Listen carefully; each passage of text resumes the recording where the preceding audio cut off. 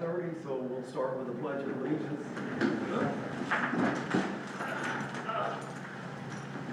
I pledge Allegiance to the flag of the United States of America and to the republic for which it stands, one nation, under God, liberty and justice for all. We'll call the meeting to order. Roll call. Do I have names there? Okay. Kelly Davis? I'm here. Angie? Here. Ryan? Yes. And Scott? Scott is absent. What's that? Scott is absent today. Oh, okay. He was hoping to zoom in, but That's right. he had other That's right, plans. yeah, I see the name right there. Okay. All right. So the first thing, official, well, we need to approve the approval of the agenda and the agenda amendments. What are the amendments to the agenda? Do we don't have any? No amendments. Okay. Okay, so we just, This is our first meeting. You want to approve that? Is that- yeah, the minutes of the first meeting, which are in front of you. So if everybody's had a chance to look at that, I use different nomenclature than y'all do. I That's just okay. say, I'll entertain a You motion. can run it. We're here for advice, but we want you to. What's that? We're here for advice, but we want you to feel free to. Okay. All right, well, if everybody's looked over the minutes from our first meeting, I'll entertain a motion to approve those minutes. I'll make a motion. I have a motion, and I'll need a second. A second. I have a motion, a second. Is there any other discussion? All in favor say aye. Aye. Opposed? Motion carries. Okay, we've got the next thing on the agenda is any citizen input. If we have anybody here that would like to talk to the advisory board, step on up. Okay, if not, next thing on the agenda is Matt Schultz with Viking Tanks is going to give us a presentation. All right. Appreciate you coming. Yeah, you bet. So this is your second meeting officially, right? Okay. Do you want my computer? I won't have any way to hook it up, but if you have it on a flash drive, I can put it up on the screens and then everybody will be able to see it. If that will work. Yeah.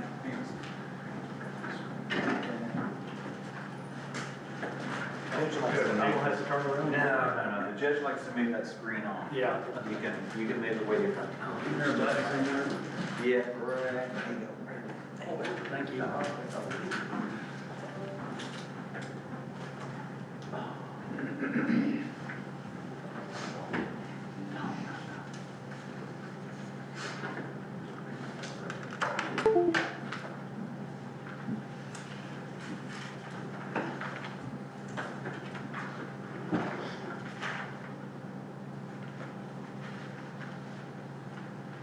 I think we're probably okay since we have a printed version of the handouts.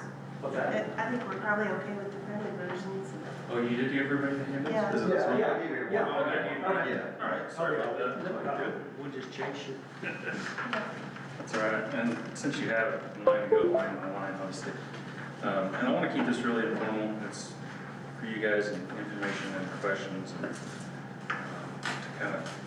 to kind of give a little bit of a background. It's probably been a little over a year, maybe a year and a half in the works. Working with staff, there's been some changeover, obviously, for the city. You got the right people in place in all different facets.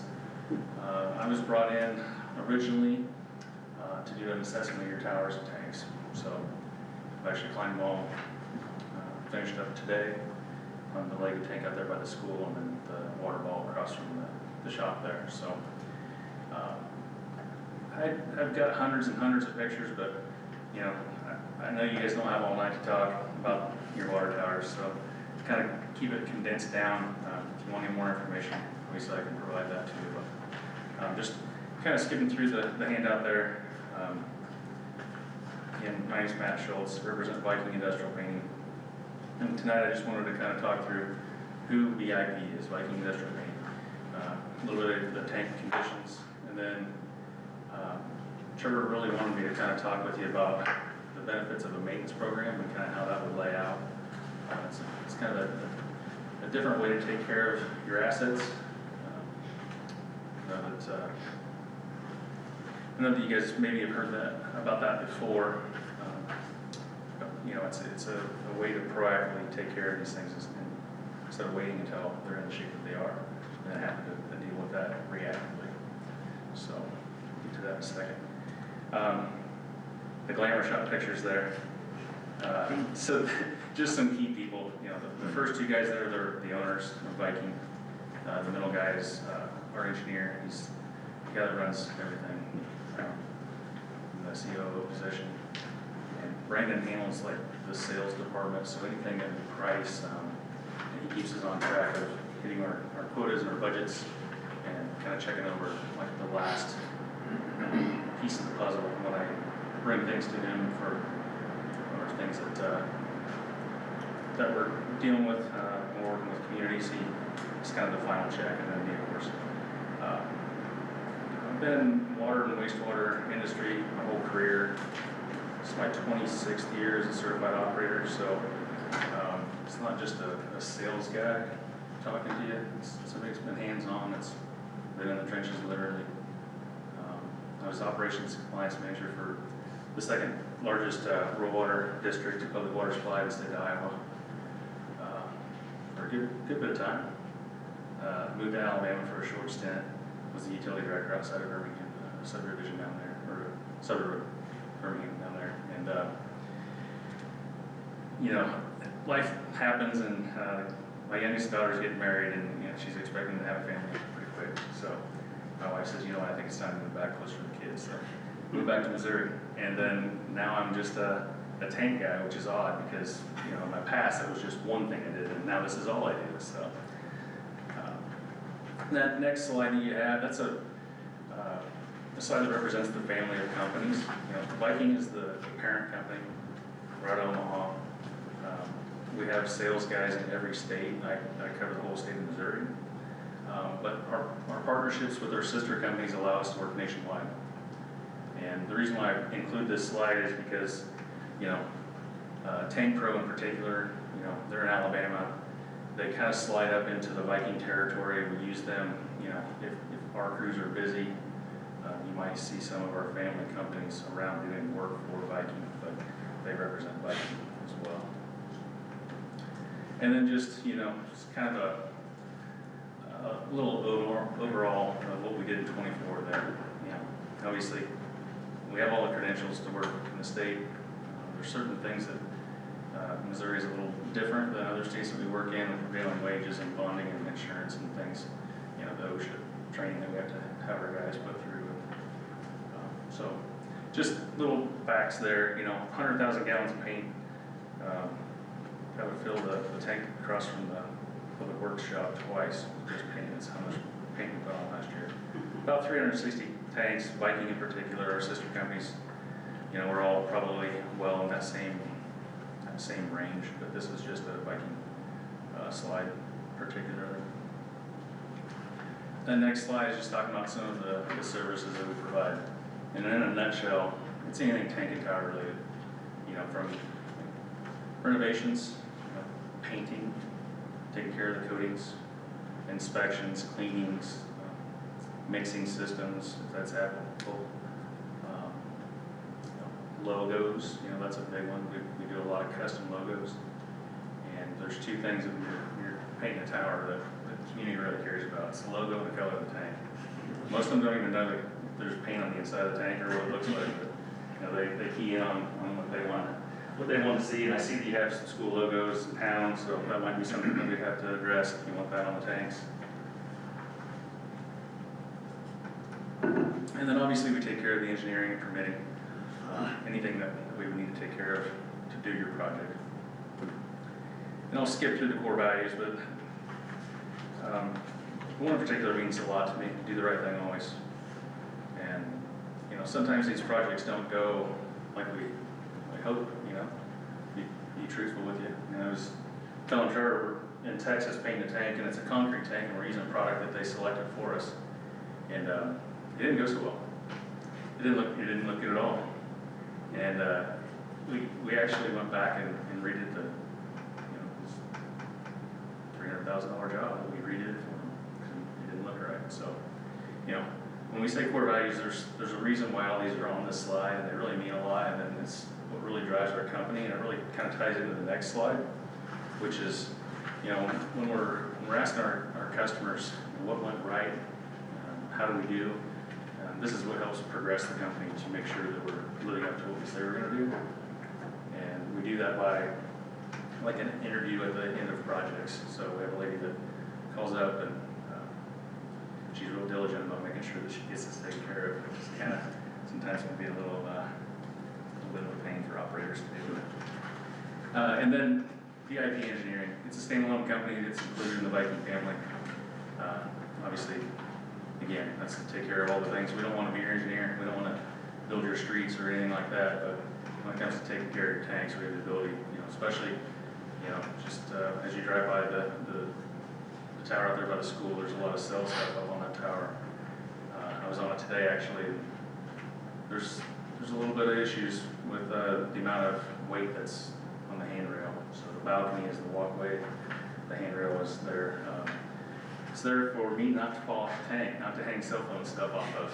But you know how that goes. You know, you come in and cell phone companies, you know, they offer you the world, and you know they give you a little bit of money every month, and sometimes that stuff doesn't get put up at maybe like it should, because they maybe take a shortcut here and there. Next slide is kind of the meat and potatoes of what we do.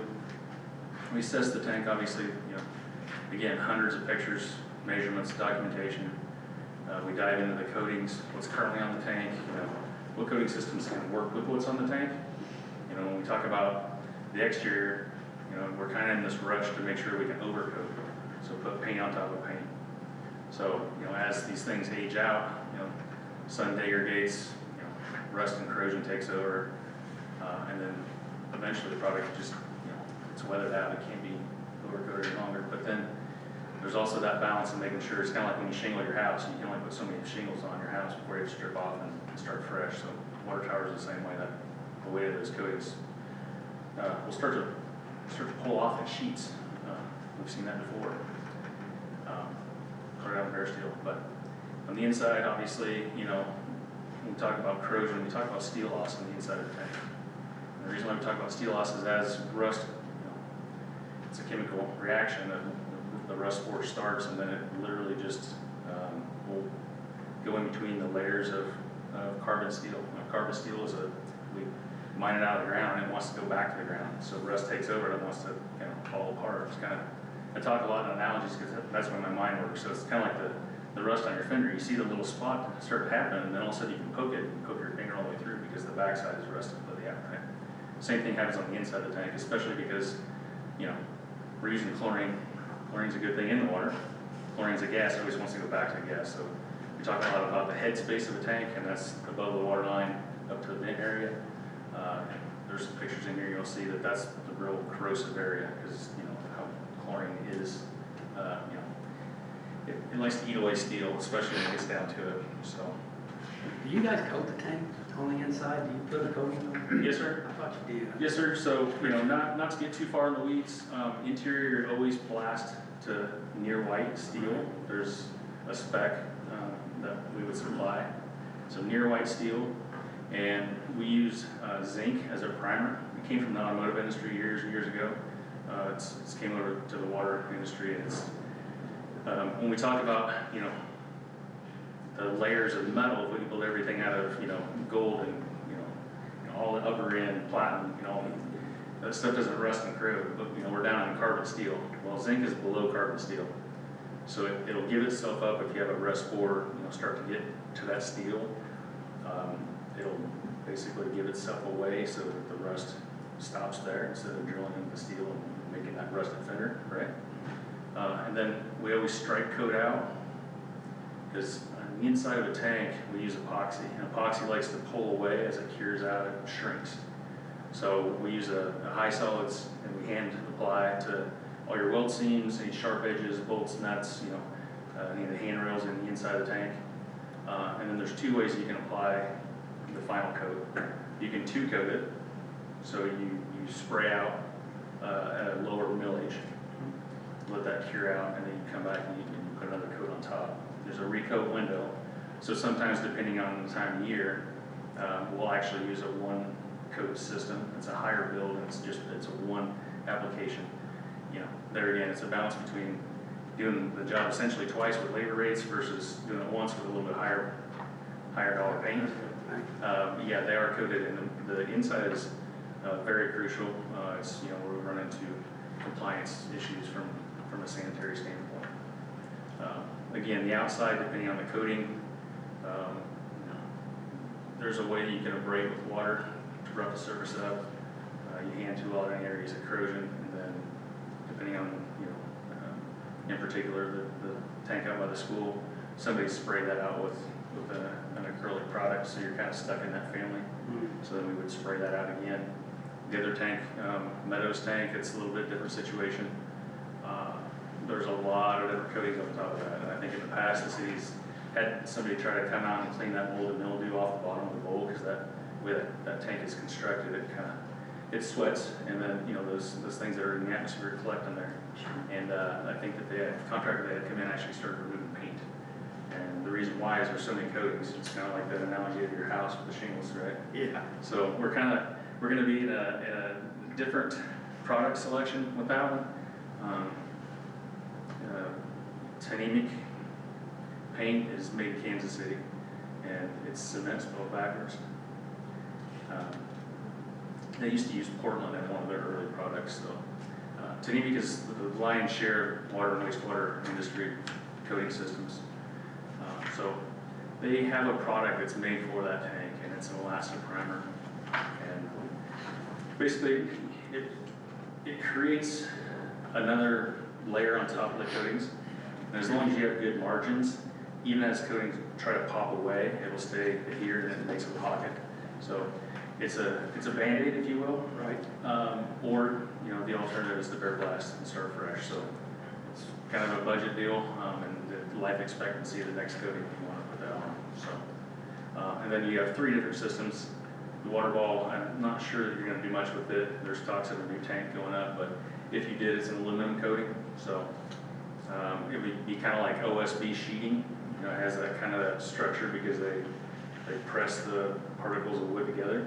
Aluminum's the same way. As they spray it out, there's actual metal particles, and it sheets in a way that it stacks on itself. Aluminum's really only meant to be overcoated with aluminum. It's that grayish color. There are a couple tints of coloring that you can put in, but if you were going to paint that one, we'll probably just go back with an aluminum color and aluminum product. So yeah, not to get in the weeds of coatings, but you do have 3 different tanks and 3 different Deals happening. Yes. Yeah. Yes, for sure. Well, thank you, I appreciate that. I figured you did, I just kind of wondered what idea of what the different systems are, and I figured these were all 3 different ones, so just looking. Yeah, the water ball, and that next slide there. No, that's early technology. There's going to be some lead. That red center picture you're looking at, Yeah. that's lead in the primer. There's probably lead in the underlayments, you know, of the earlier paintings that have been overcoated on top. The outer layer probably doesn't. It's a modern lead-free coating. But again, you know, that tank in particular, delamination is happening severely. You know, so won't spend a ton of time talking about how you would fix that, but it would be quite a bit different than the other. Which tank is that? I'm sorry. Which? That'd be, go back That's here. across from the Public Works building. Right there. See Okay. the silver one? Yeah. Looks like a big ball. Yeah. That's what he's talking about. Okay. And before you get too far, are we under contract with Viking, or where are we at? We're not under contract with anybody. We've budgeted an amount this year, and we hope to go to bid soon. Okay. We asked Viking, and Viking's been very supportive and helpful, Yeah. especially for me, you know, coming in London where everything is. They've been very helpful to the city, I think more longer term as well with Yeah, no, guidance, this so. is really good. That's why we I wanted just to have wasn't Matt sure, I come wasn't in sure and where share. we were at in the process. Next step is we're gonna look to bidding it out, so we're generating scores and spec sheets so we can kind of award the most Okay, appropriate thank you, bid. sorry, go ahead. Yeah, I just came down The and tried to help pictures- so far. yeah, it's We haven't great. charged a dime. I think I've been down pictures- here probably the pictures are 10, 15 excellent. times. I was gonna say at least 10 times. Yeah. But, you know, to back up to the slides with the faces, with the names, you know, our owners, they're tank guys, they're coatings guys, they really wanna help towns. And we're gonna get into a scenario now, it's part of our maintenance program that we offer, and there's a reason why that we come in and we try to help folks, because obviously, you know, budget constraints, you know, no one saves enough money to do these projects ahead of time, so an advantage that we have is we can cost spread these jobs out. To cost spread these jobs out, you know, we literally go underwater to get the jobs done, and then we recoup our money kind of through the process, and we kind of spread that work around so we can take care of everything for you, be a one-stop shop. So when I hear the term bid, it means different things to different people. Sometimes it means pricing, sometimes it means literally we need 3 different people to submit bids. You know, there's an advantage to having one source to take care of your assets for you. Traditional, we can just run through that real quick since we're talking about it. And we do all 3 of these things. So a traditional bid, you go out and you try to get the lowest, you know, responsible person to give you a price to do your work. When we do that, we rely on the coatings manufacturer for the warranty. So in our case, we use Tnemec, or will be spec'd by whoever we'd be working with. And that's 1 year. So taillight warranty after 1 year. We drive away and the paint falls off, you know, you got what you got. There's that kind of that middle ground where we can do a defined scope where we can do work and we can do exactly what we're gonna do every single year, defined by a contract. And then that warranty is covered while we're still working with you. And then clear to the right-hand side, which is kind of enticing, and it's really, I personally feel like it's the best way to take care of tanks, and I'm not just trying to sell you something. In my previous employment, I had 40 tanks and towers. My portion of the budget was between $5 and $7 million, depending on the year for operations. And I tried to paint them on like a one-off and try to keep them rotated and try to do my own thing, and it wouldn't cash flow really for the district to be able to do that. So when we get, you know, clear to that right-hand side of the stuff that we kind of do, and when we try to help people with this, we can arrange the payment schedule in a way that makes sense for the district or the city or whoever we're trying to work with. You know, typically it's an even amount. Sometimes if you have money on the front end, we'll structure it, you know, to where it's, you know, kind of like a bell shape, or, you know, a balloon at the end will take a little bit more money at the end. It varies. So when people ask me for pricing or what's it going to cost, or, you know, there's a lot that goes into that. I'm just finalizing another town. We have five towers, and we've been at a similar time, about over a year, you know, trying to get figured out where we're going to be at with them. Finally got them to where, you know, they would ask, can we do this, and can we do this, and every time you try to review those pricings, it takes, you know, a day or so to reschedule all that. So we want to make sure it's 100% right, so if it's a good fit for us and you both. But the really cool thing about the maintenance program is it's all inclusive. So when we put product on, and if it would fall off by chance, it's on us to recoat it. And then there's a portion of that fee that's built in that we're paying the next time it's painted as well. So modern coatings, we're projecting between 12 and 14 years for life cycles. So we're going to repaint your tank next. So what happens is when we get to the left, and we're talking about one-off jobs, is people don't start saving enough money as soon as the paint's dry. You better start saving for the next time it's coated again. But they don't, because it's easy to kick that can down the road and not take care of these things. Which is why we're in the pickle.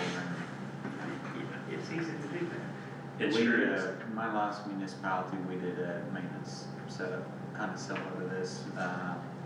It worked better, and then they came in every year and sprayed the tank down, got all the debris out. It made it last longer. It made sense, and I think that kind of aligns up with some of the community concerns that have us all in this room today together, is making sure the utility's being run in a way that's, it makes sense, cost effective, and takes care of what we got. So just wanted to throw that in there on top of that. Yeah, and it's not just tanks. I mean, infrastructure nationwide is the same way. It was all put in, and then we're getting to the point where it's aged out, and no one's really safe to do these projects. It's kind of all hitting all at the same time. So Yeah. on your maintenance program, are you talking about, like, when you come and say you set up a maintenance program, do you do like one tank a year and you focus on that, or do you try to work on all 3 tanks? Or you try to get pieces of each done, or What's the thought process? All the above. So in a maintenance program, we're definitely gonna be here once a year to Right. inspect, Yeah. and we're gonna touch up coatings as they needed. Okay. I would suggest, you know, Missouri DNR is gonna tell you you need to do a washout cleaning, disinfecting the inside of your tank once every 5 years. And that's like changing your oil every 20,000 miles. Right. I mean, yeah, your car will run, but would you be better off to change it a little quicker? Probably so. So I like to shoot for that 3 to maybe 4 year rotation on washing out. So these guys would drain the tank, we'd send men up in there with power washing equipment, remove all the sediment, coating, imperfections that might be happening, we address those, disinfect down everything, There's certain things that will start to grow inside of the tank that even chlorine can't kill off, iron bacteria for one, but there's some other things too that start to grow, and you can have biofilm start to happen, so it's more of a water quality standpoint than the coatings to address those, so it's an all-inclusive program to make sure we take care of the tank and try to exceed the life expectancy of the asset for you. So, we would also probably, spread these jobs around because there's so much in your town to do. We couldn't put you in a maintenance program and do all the work in the first year. Right. We'd be too far underwater. Oh, yeah. I mean, I could sure ask my owners, but typically we like to spread that out so we stay closer to being even with you versus being underwater. And the way that, and then I get this question all the time, it's like, boy, you're just making money. Well, we're not. Our profit margins are what they are. The cost to do the work and take care of the tank is what it is. The maintenance programs for us, the advantage is we're securing future work. For you, your tanks are taken care of, and then once we get through that first bit that we're spreading that work out, so then all the tanks are in new light conditioning, that's when you go into the fee structure. The way the fee structure is there's a 3-year review period, and the reason why that is we want to make sure we're not taking too much of your money, but we want to make sure we're collecting enough to take care of the tank in its life cycle to recoat it the next time. So that's to get clear down into the contract and how that works, but there's years of high inflation and we're capped what we can charge you. So it's beneficial. It's for folks that do budgeting, when we're flatlining these things out, we're looking at 10, 12, 13, 14 years down the line, you know exactly what it's going to cost. So budgeting for it is really easy for the people to be budgeting.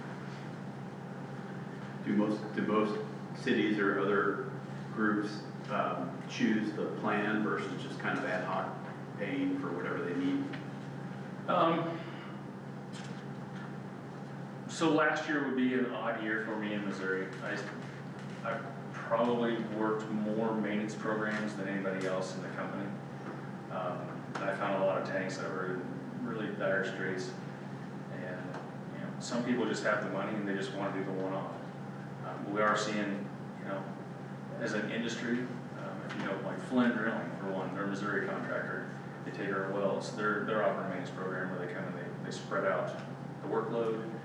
They come in and they do inspections for you as well. So I think that what's happening is, as an industry as a whole, is people are seeing the benefit of, you start doing the cost analysis and you work with one person and you kind of shave off some of that redundancy of if you keep going, to bid every single time, because typically, that's, there's a cost associated with pushing paper, there just is. But kind of dancing around your question, I do see a lot more people in Missouri that are going to the maintenance program approach. So when we work like in California and such, it's a different state, it's a different atmosphere, so it wouldn't be really comparable, but I would say in Missouri, yes, but that's the trend. Thank you. Are you under contract, maintenance contracts, any other communities, Southwest Missouri right now? In close proximity to us? Yeah, now I can get you a list, and I can get you, Okay. I can get you a list of who we're working with, and I can get you a list of people you can call and talk to us about for references as well. Sure. Yeah. Festus, I know, has been in the paper here. There's a nice article ran on them. We're working in Seymour right now. Marshfield.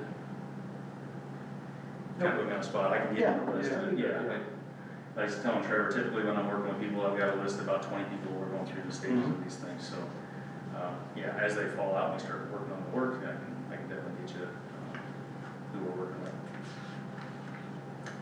To kind of stay on track here, so the interior at 50,000, there's 3 pictures of it, the floor, the roof, and then you got some, that's delaminated paint for the right. The top part of that picture is the manway, so that's the area to go inside, the middle picture is the vent, and then of course, the floor, so. Jump into that 300, that's down by the school. Again, left to right, that's the floor, the shell wall where the knuckle meets, so the roof structure is starting to go up. And the reason why that picture is important, the center square is your overflow, and you see there's 2 pieces of rust below and above it. That's actually where the rings are welded on for the antennas on the roof. So that tells me that that structure is put on after the interior coatings and then they weren't touched up. So when you weld on the outside with steel, enough heat penetration, you damage the inside coatings. So the coatings are very well aged out. The bottom of that middle picture is actually touch-up work where somebody has been in there and touched up. Actually, the picture on the left is the same thing. That kind of that bright white where it looks like somebody's just kind of dabbed paint on. But that's been a long time ago. And then the upper picture is the roof. So on that tank in particular, the way that steel's stacked together, it's not butt welded, it's kind of a stack weld. So there's a little bit of overrun on the plates, and then they weld them so that gives it a perfect spot for corrosion to start, and that's typically what you see. So in this tank, you know, after the final coat of paint, coatings is put on, there's a product called Secaflex, and I would advise putting that on every seam that there's a valley, because you can see the sweat in the pictures today. It was hot, so the tank sweats on the inside, and it goes up against that roof, and it kind of runs down, and it's going to go in those valleys. So, you know, even on a new coating, you're going to see a little bit of corrosion starting in those areas. So Secaflex is pretty cheap to take care of that. Next picture, there's 3 slides for this because you have actually exterior, interior wet, that's where your water's stored, and interior dry. This tank design, you climb in through the bottom, and then there's ladders with platforms as you traverse up the tower, and then there's actually there's a picture of it too on the next slide. Is the dry access tube, so you climb up, the center picture, you're climbing up through the center column of the water, so there's water on the outside of that tube. The reason why that's important to mention, picture on the left, that's your fill and your draw pipe. So the water's pumped into the tank and then it's drawn out as people start to use it out of the tower. You've had a contractor in there that's touched up. There was a pretty sizable leak in the past. I'm really leery because when you start blasting in these areas, you know, you beat 10,000 pounds of air pressure with blast media, so sand or shot or whatever we're using for media coming behind that. Weak areas, so the picture's on the right, the lower picture is in the fill pipe, and the upper picture is of that dry tube access there. Now we're gonna find weak spots, and when we talk about that rust on your car, when you start blasting that, then all of a sudden you're missing parts of your fender. The same thing's gonna happen inside this tank. It's just kind of, you know, how the construction of this tank works. Those areas sweat, that tube stays wet, it's wet to the touch, and then enough of that water starts to accumulate and it runs down and goes down to those platforms where the ladders are at. Some platforms are pretty tore up too. JR actually climbed this tank with me, and I kind of pointed out some things to him that, you know, to the naked eye you don't understand until you've kind of been around. But again, I'm really not a fan of putting communications on water towers, and a lot of your issues is because of that. So that center picture, those bands that you see, and even on the picture on the left, kind of up in the right-hand corner, they put bands on the inside of that so they could run their wiring up through that tube. Those are dissimilar metals, so it makes corrosion start because it's not the same types of steel they're touching. So a lot of your issues are caused by that. You know, this tank, the interior, the next picture. Again, this tank's been washed out fairly recently. You're seeing, you know, the spray pattern marks for a power washer on the floor there. That's the bluish color. The black is sediment, so, you know, as you inject chlorine, you know, it makes particles fall out of water, plus, you know, you've had leaks and you don't quite get everything flushed, or it's just, you know, as things oxidize out of stored water, it creates this. That's not uncommon for a tank to see that sediment layer. Middle picture is, again, shell wall. It's a shorter knuckle, so, you know, that where it's cresting back up to the roof. And then the picture to the right is the roof. And there's some structure steel in there, and I don't know if it was put on due to weight loading of your communication step one time because there's not a communication step any longer, or if this tank, you know, I have to go back through if we can find drawings to figure out if that steel's supposed to be there, but there's some corroded beams in there that are gonna create an issue when we start blasting on the inside of the tank. We're looking at the Meadows tank, right? Yes. Okay, Yeah, you're actually in the picture on the right. yeah, That's actually the dry access tube, but we're taking pictures from the roof okay. in the looking- wet hatch, so you're looking inside. Looking down, Mm-hmm. You're looking straight down that ladder, you see that's the water storage, and that's the Yeah. actual tube that we crawled up to get onto the roof. see, This tank is actually old enough that, the picture on the right, it's a floating dry, so that tube goes up and there's no metal touching the roof, there's an actual air gap, and that used to be your vent. okay, There's been quite a few changes. AWWA is kind of the sheriff on policing this stuff, and then they pass down, you know, EPA works, AWWA makes standardizations for the US, EPA is the hammer that drops when you don't do what you're supposed to do, and then, you know, Missouri DNR obviously is our local deputy of that, I guess you would say that analogy form. So through all these organizations, they figured out that that's not a great idea to have an open air gap to straight into your stored water. So it does have a modified vent that's been added, but it didn't fill that gap. So, you know, bats in particular, small birds, you know, those things are, they're smart enough to get in areas that they shouldn't, but they're dumb enough they can't get back out. And we'll see bones and everything else floating, you know, at the bottom and everything. I mean, it's just, so that needs some steel welded to close that gap. So, you know, this tank, the reason why I'm telling you all these things is because it's gonna be the costliest tank you have to maintain. the Meadows tank, Yes, sir.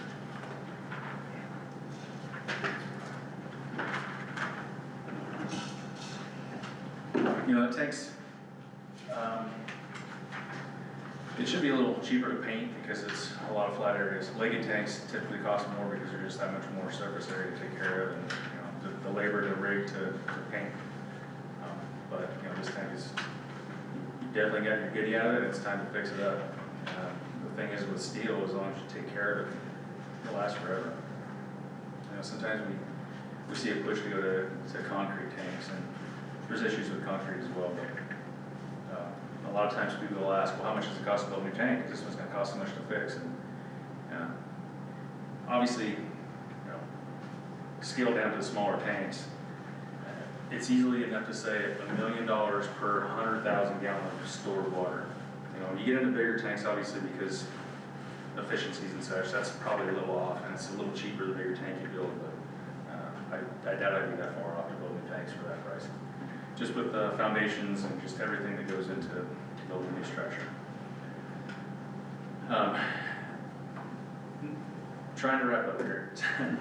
Just a quick question, I don't want to tie you up, but in your years of just working around these tanks and stuff and being involved in all the different utilities you've been around the tanks, what about these big storage tanks, these ground level storage tanks that hold massive hundreds of gallons, thousands of water? Just one big tank, not in the air, but just big storage tank. So they're used differently depending on elevation. You know, so when we talk about stored water, obviously, you know, wells can't keep up with instantaneous demand. So the well's running 100 gallon a minute, and then peak demand happens. Right. The well can't keep up, so now we have to build a storage tank. Well, it's twofold, because then when the well shuts off, there's no pressure in the line. So typically we build them in the air. 2.31 feet is a pound of pressure, 2.5 feet. So 150 foot tower, 50 pounds of pressure, right? So ground storage tanks are used sometimes just strictly for storage, and then there's a booster pump that will pump the elevated tank for the pressure to fill it up to. But then, you know, there's pros and cons to large stored water too, from water quality standpoints of byproducts when we're putting chemicals in too, so. It's a balancing act. You know, the water industry is kind of a controlled leak. You know, you're trying to make as much money on the water that you're sending out to your people. But, you know, that's kind of the premise of an elevated tank is for pressure as well for the storage. Yeah. But you see both. We work in states that they don't even have elevated tanks, they just That was kind of have. my question a little bit, do you see that some? We do, there's big towns that actually just run pumps 24 hours a day. Well, you don't see much in the Midwest. So, we kind of, I feel like I've been rambling a lot. Is there any questions? Took some notes, and I'll just forewarn you, my background, I've got 34 years water utility engineer, and the last 28 here in Springfield, been project engineer on several tank painting and tank construction projects. And so a couple questions I had, y'all are like a one-stop shop. You can do the structured steel repair, you can blast it, paint it, and so forth. Way we did it, city utilities, we would hire a contractor to do that, and we hire a third-party inspection company to ensure we're getting the near white metal blast, to ensure we're getting the number of mils on paint that we call for. How do you handle that? Do you do your own in-house inspection? A little bit of both. So, we're talking about mills, so, you know, again, I'm talking analogies. You know, you go to Walmart and you get one of those little cheesy Yeah. sacks and your groceries fall right through it, right? And then you work up to like a kitchen bag. It's a little tougher, and you get a little clear up into the construction grade bags. That's high millage. So the reason why he's asking this is because basically who polices us, right? Which one to kind of understand. And we do it one or two ways. We have NACE certified inspectors. I'm a certified NACE inspector. So we can, on the maintenance program, it's beneficial for us to make sure that we do it right because we own the coding system after. So we want the most longevity out of it that we can get. Right. So there's really no advantage to shortcutting it. Sometimes some people will hire a third-party inspector. KLM Engineering is somebody we work with. They're a third party, we can hire them, and they police us to make sure we're doing things correctly. But I'll say I mean, that's an added cost. it is. For It is an added cost. utility, right. But somebody sharp as you, we use Trello. And Trello is a program that I can see every project that we're on nationwide on my phone, my computer.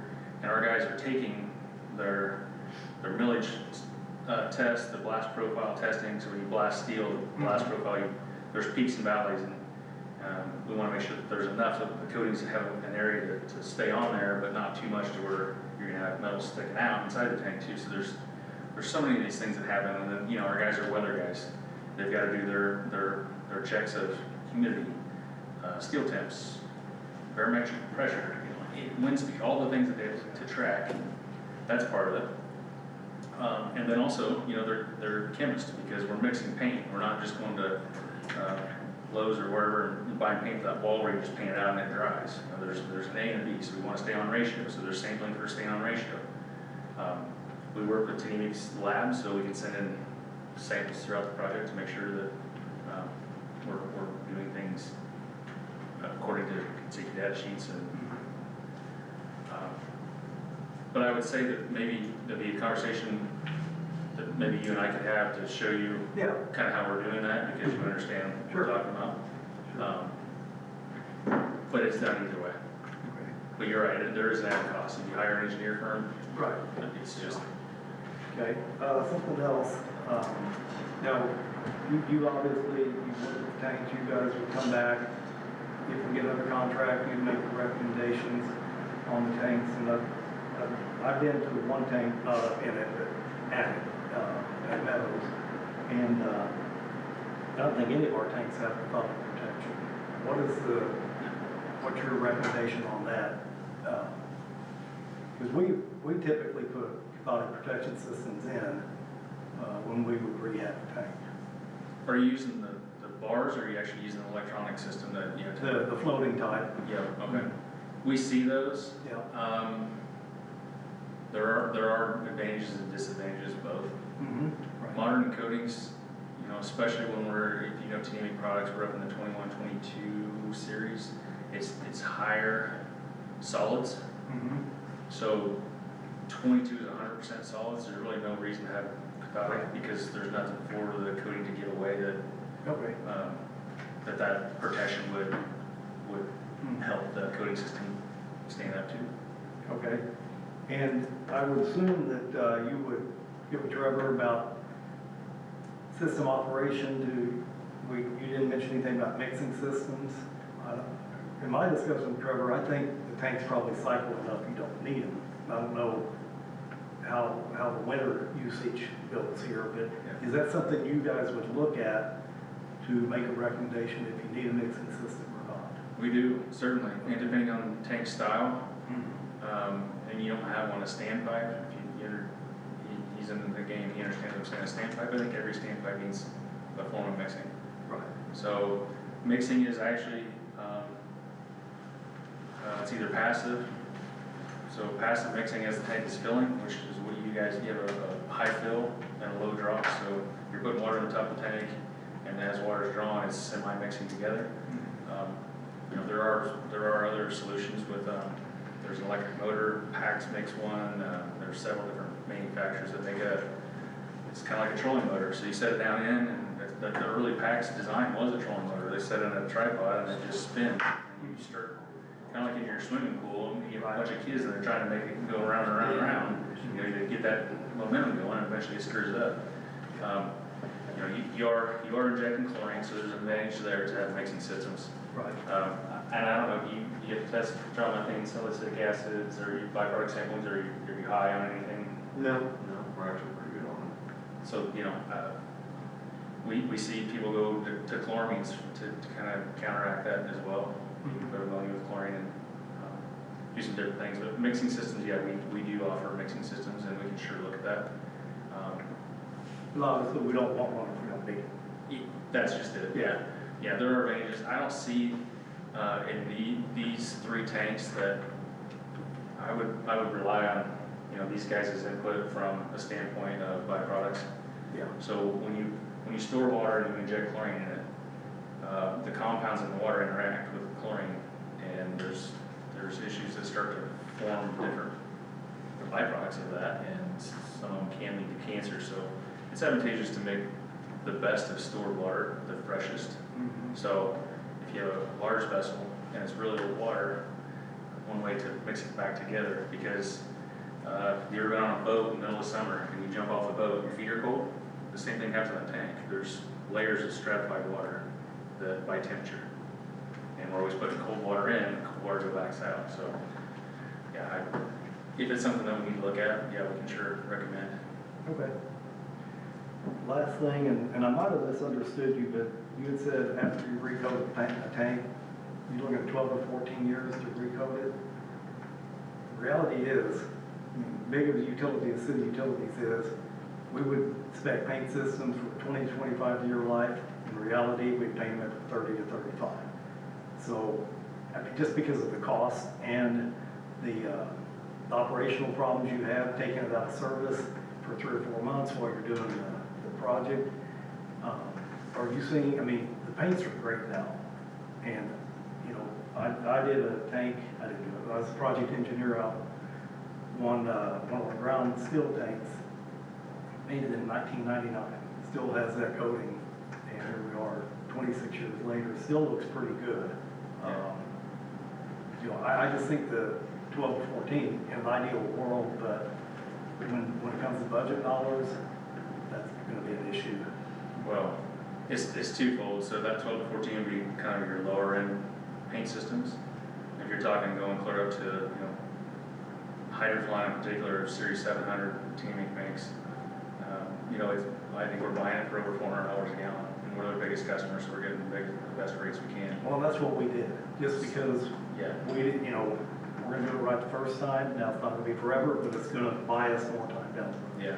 So there's two ways to look at that. You know, if you put the best paint on it, obviously there's a premium cost on that. Right. If you pull back to that mid-grade, and we have coating life expectancies, if we have shorter coating life expectancies, can we paint it 3 times versus painting it once? Yeah, there's give and takes, but when I'm talking about coating systems, like, the school tank, you know, that's gonna be a sprayed out dry fall acrylic, and you just can't get the life out of it. And the reason why you have to go with that is because somebody's put it on already. Acrylic is something that can be overcoated over any surface within reason. The problem is hotter coating systems, like a urethane with an epoxy with a urethane coating on top, the coatings will dig into that and just sheet it right off. It's just not tough enough. Chemically, it's not bonded to the underlayments. So that would be an instance that would be, 12, 14 years would be Yeah. right in line. Now, if we bare blast down to steel and we start over, with a modern 700 series coating, sure, Yeah. 20, 30 years. Mhm. And our rates that are kind of built into the system, the modeling would go way down, and so would your maintenance cost per year. So, if you put a maintenance program on a 700 series and an interior that's 100% solids, yeah, Oh, yeah. it's gonna be very minimal to take care of, because all you're doing is your cleanings. And the money to bank for 20 years is peanuts compared to other That's systems. gonna boil down to the city, but, Yeah. one suggestion I might have when the time comes is bid the top of the line paint and also the 14-year line paint. That way they've got numbers they can look at and know going in, okay, we can spend this big chunk now and retire before it needs to be painted again, or we can do the cheaper one now and 10, 15 years down the road we'll be doing it again. And a lot of that comes down to prep work, so Yeah. prevailing wage, we have competitors, so when we're talking about, this is just us talking, like, when we're talking about profitability on jobs, we actually save money by being efficient. We don't make money by charging more, Right, yeah. if that makes sense. Mhm. So these Yeah. pot lights and these paints that you're trying to mix together and everything, especially Oh, these yeah. high dollar paints, like, our crews, they're very, Oh, yeah. in certain boxes, and it's not just willy-nilly, it's because the Okay. overages come out of our pocket, right?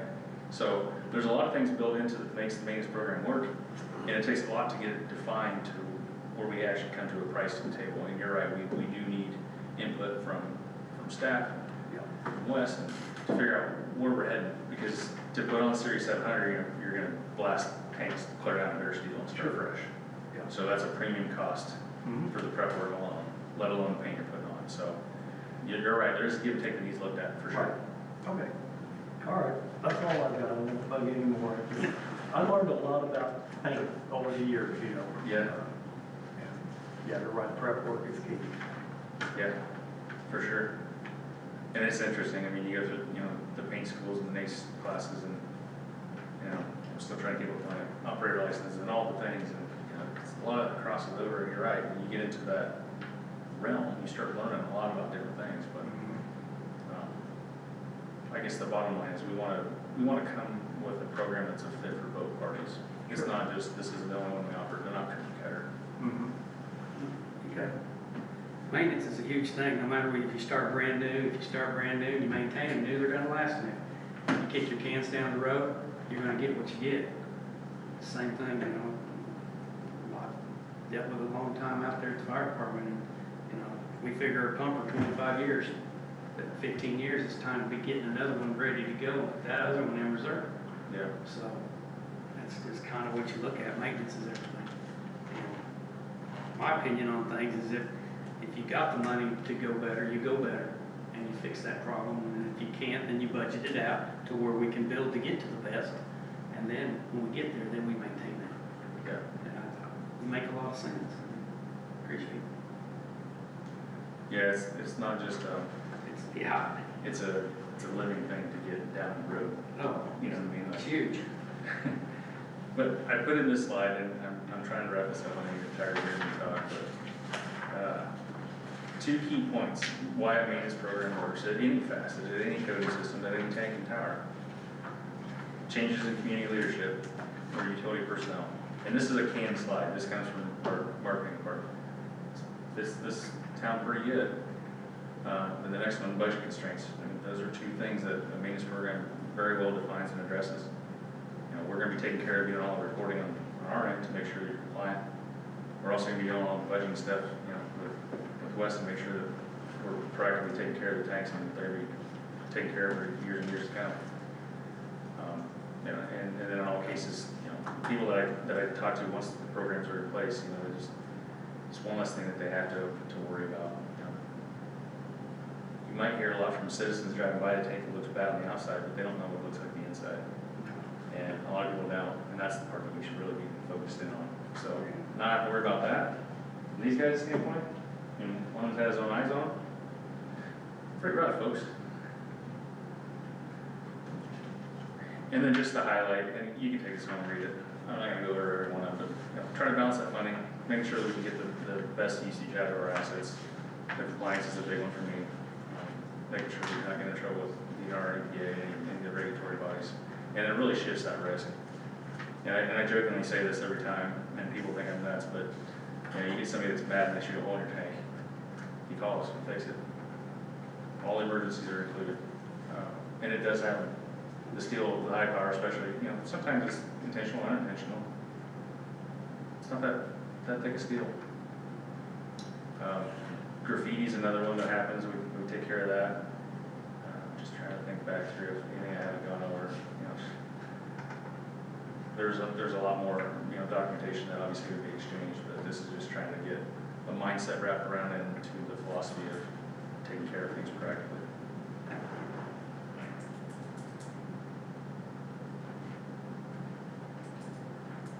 Thanks, man. Anybody have anything else? No? Yeah, I don't really have questions for you. I really appreciate the pictures of the tanks. I think it's really good. Has the alderman, have they seen these yet? Not yet. Not yet, okay. It's coming. Yeah. The next. They're next. Maybe not as next as I would like, but yeah, we're assuming we need to have the conversation about making a decision on what route we're gonna go, and we talked about getting it bid out, and Matt has been very helpful as far as generating specs and things like that, so we can make sure we're asking for the right thing. But likely the board will look to you guys for a recommendation as well on bid selection, so we thought it might be useful to have someone in, and especially someone that's familiar with Matt with the system, that kind of give you that overview, build that relationship, and you kind of know what we're looking at. That was the other important part, was just making sure you kind of understood what we're looking at as well. I am interested in what he said about the communications equipment that's on the towers. Is that something we need to address with the rental agreements, whatever you call it, up there? Well, I think at this point, the damage has already been done by putting it on there, so, you know, we can kind of tidy up, and if they weld, we need to make sure we go in and check it behind under, because that's what wasn't done. They weld it on there, and then we just kind of carry it on.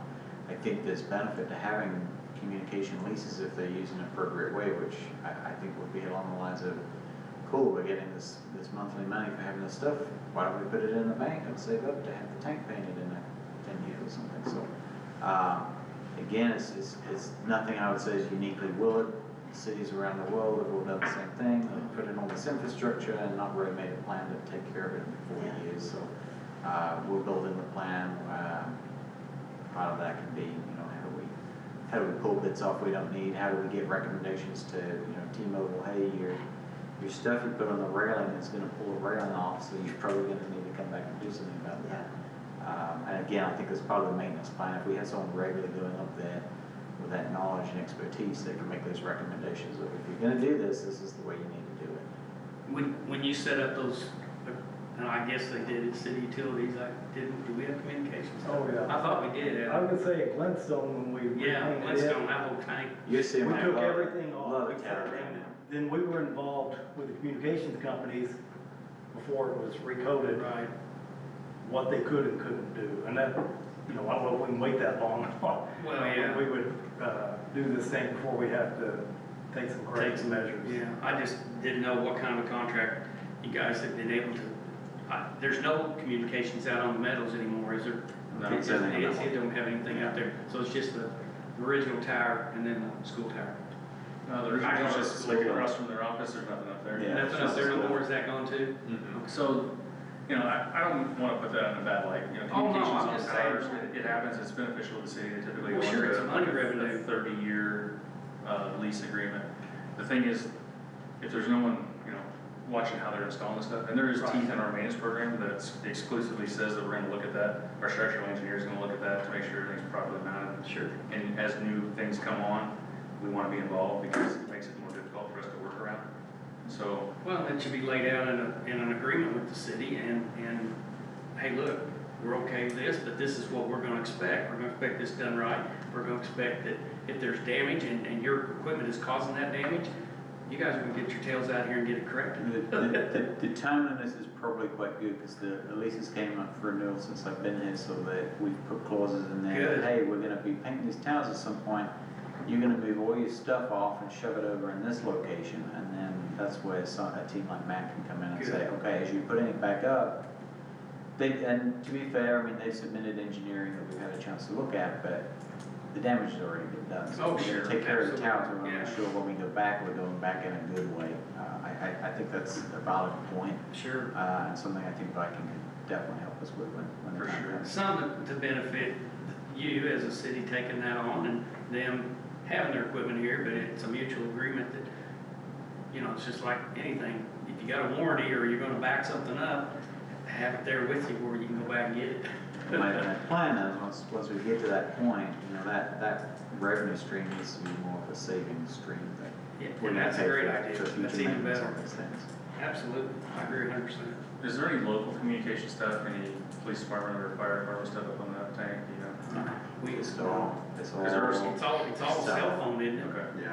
There are some that, like, the dishes are still there and the wires are cut, so I don't know. Yeah. So that's the reason why I I think asked. it's mainly T-Mobile. Yeah. I don't think it's, maybe a couple of Verizons, but I think it's T-Mobile's place. So we're working in Gladstone right now, and we're giving notice to proceed March 1st. We're just now starting the first tank, and because of communication, we're trying to get them off the tank. And there's like Kansas City, like metro area uses a common like dispatch, and they weren't told to take their stuff off, and now it's a contained job, so we have a curtain up, and none of their stuff is working through the curtain. It's a bad deal. So the lesson to be learned is on the front of these projects to make sure we have the steps taken to when we show up, everybody knows what's going on. The appropriate people have had time to relocate their stuff. But yeah, it's, Very much so. that tank is actually constructed very well with the roof corral, and there's some openings on it. We might be able to persuade them to move from the balcony up to the roof corral. So it's something that we can work on. Yeah, I'd be happy with any improvements.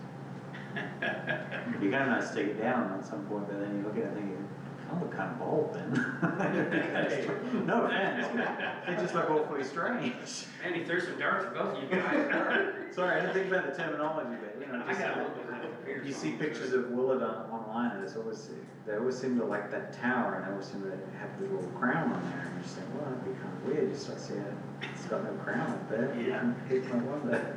But yeah, I think it'd be nice to get it done. So. You guys have no other questions? We appreciate it, Matt, thank you very much. Thank you, that was, appreciate that. Good. Okay, next up, Roddy is, Roddy Rogers of Southwest Missouri Joint Municipal Water Utility Commission is going to update us, I guess, or you got a presentation, Roddy? Just short. I can kind of stage it a little bit for you. JMUC is the Joint Municipal Water Coalition up there, on the Stockton Lake and water storage. The city, and my timing may be off, so I'll just abbreviate it a lot. At some point, the city had signed on. Then at some point, the city withdrew. And then as I came in, the city's guidance to me was, get us back in, so we're back in. And now we're at a point in the road where, as a city, we're deciding whether to sign on to the storage piece, which comes with a financial cost. Right. About $26,000 a year, as I recall, and Roddy will go into the details more specifically, but the board wanted to get the Water Advisory Board's opinion on what they want, or what they would recommend, given Roddy's presentation and information, before they make a final decision on the storage piece. The options really are, option one, probably the preferred option would be sign on early, start paying as early as next year, $26,000 for the lifetime, with the potential that, well, not for the lifetime, for a fixed period, but for our storage for the lifetime, There's a potential that the state may come in with some financial support for that, further reducing the city's cost. Option 2 would be signing on, but we kind of wait a little bit to begin paying for it. There'd be no likelihood of state support on that one, as I understand it. It would just be all on us. And then option 3 is thanks, but no thanks. We'll be members, but we won't sign on to the storage piece. So that was kind of where the board of all of us wanted you guys to listen to Roddy's information and make that ultimate recommendation of what you believe might be in most interest. Engineering wise, what we know is the city's engineer has determined around 2040 there'll be a 700,000 million gallons per day shortfall in water supply to citizens of Willard. What we can best tell is this will provide around 400,000 of that shortfall. So How much was that? 700,000 shortfall. Shortfall at This will 2040? provide 400,000 gallons, Okay. million, 10,000, sorry. Half a million. Yeah, thank you, bless you. Of the shortfall, so it will help, it won't make up the complete difference. Right. There will obviously be some other challenges because it is raw water storage, not treated. So I mean, there are options that we can figure that out without necessarily going to building a treatment plant. Most obvious would be reaching out to Springfield, seeing if they would treat it, provide it to us at wholesale, something like that. Discussions for a future day. Ultimate goal here is storage, access to water, and that might be a good seg over to you at that point, Roddy. Sure. I'm sorry, before he starts, where is the board's, the elder, where are they standing with it? Have they had a first read? They have not had any read on this piece. Okay. Yeah, Is that scheduled for Monday? that's then? scheduled for Monday. Okay. But I've talked to them 4 times, I think, and the course talked to them once. Okay. Give me the mouse. Sorry. And just to clarify, there is no option 2. It's just, we've got eight entities signed up to do option 1, and we don't want to hold up $500,000 out of the 38 to do option 2. So it's clearly the better option. I mean, if we get funding from DNR especially, which we anticipate. But yeah, I'll go through some slides. Now, do you all see this on your screen there? Yeah. Okay. Yeah. All right. So I start with this because her statement is, having sight but no vision is worse than being blind. And that parallels a lot of what we've done with foresight and planning that we've done, but having the understanding, the vision of what things look like with and without water. That's what the foundation of this thing is. So we've been securing water for our future for 20 years, and because if there's no water, there's no future. And as of January, we were able to get a reallocation in Stockton Lake approved by the Assistant Secretary of the Army. It has a cost, as Wes has talked about, and but it has benefits well beyond its cost. So what I do, I'll start with just kind of a background on the state of water, and some of you guys I know Kim does understand a lot of this already, but then I'll talk about who we are and what we're about, why we're doing this, and then take a look back on where we've been, where we're at now, and an opportunity we have with the cost, which we touched on already, and then just give you some conclusions and takeaways. So y'all, the water committee, probably understand the water cycle. Water falls from the sky, it springs from the ground, comes back around and gets rain, evaporates, it comes back around, it's a closed cycle. It's a fancy way of saying we got all the water we've ever had, and we get all the water we're ever gonna have. But we're using it for more and more things. Putting on our lawns, driveways, hydropower, mining. AI now uses huge amounts of water for those data banks for cooling. Microchip factory can use as much as a town of 50,000 people.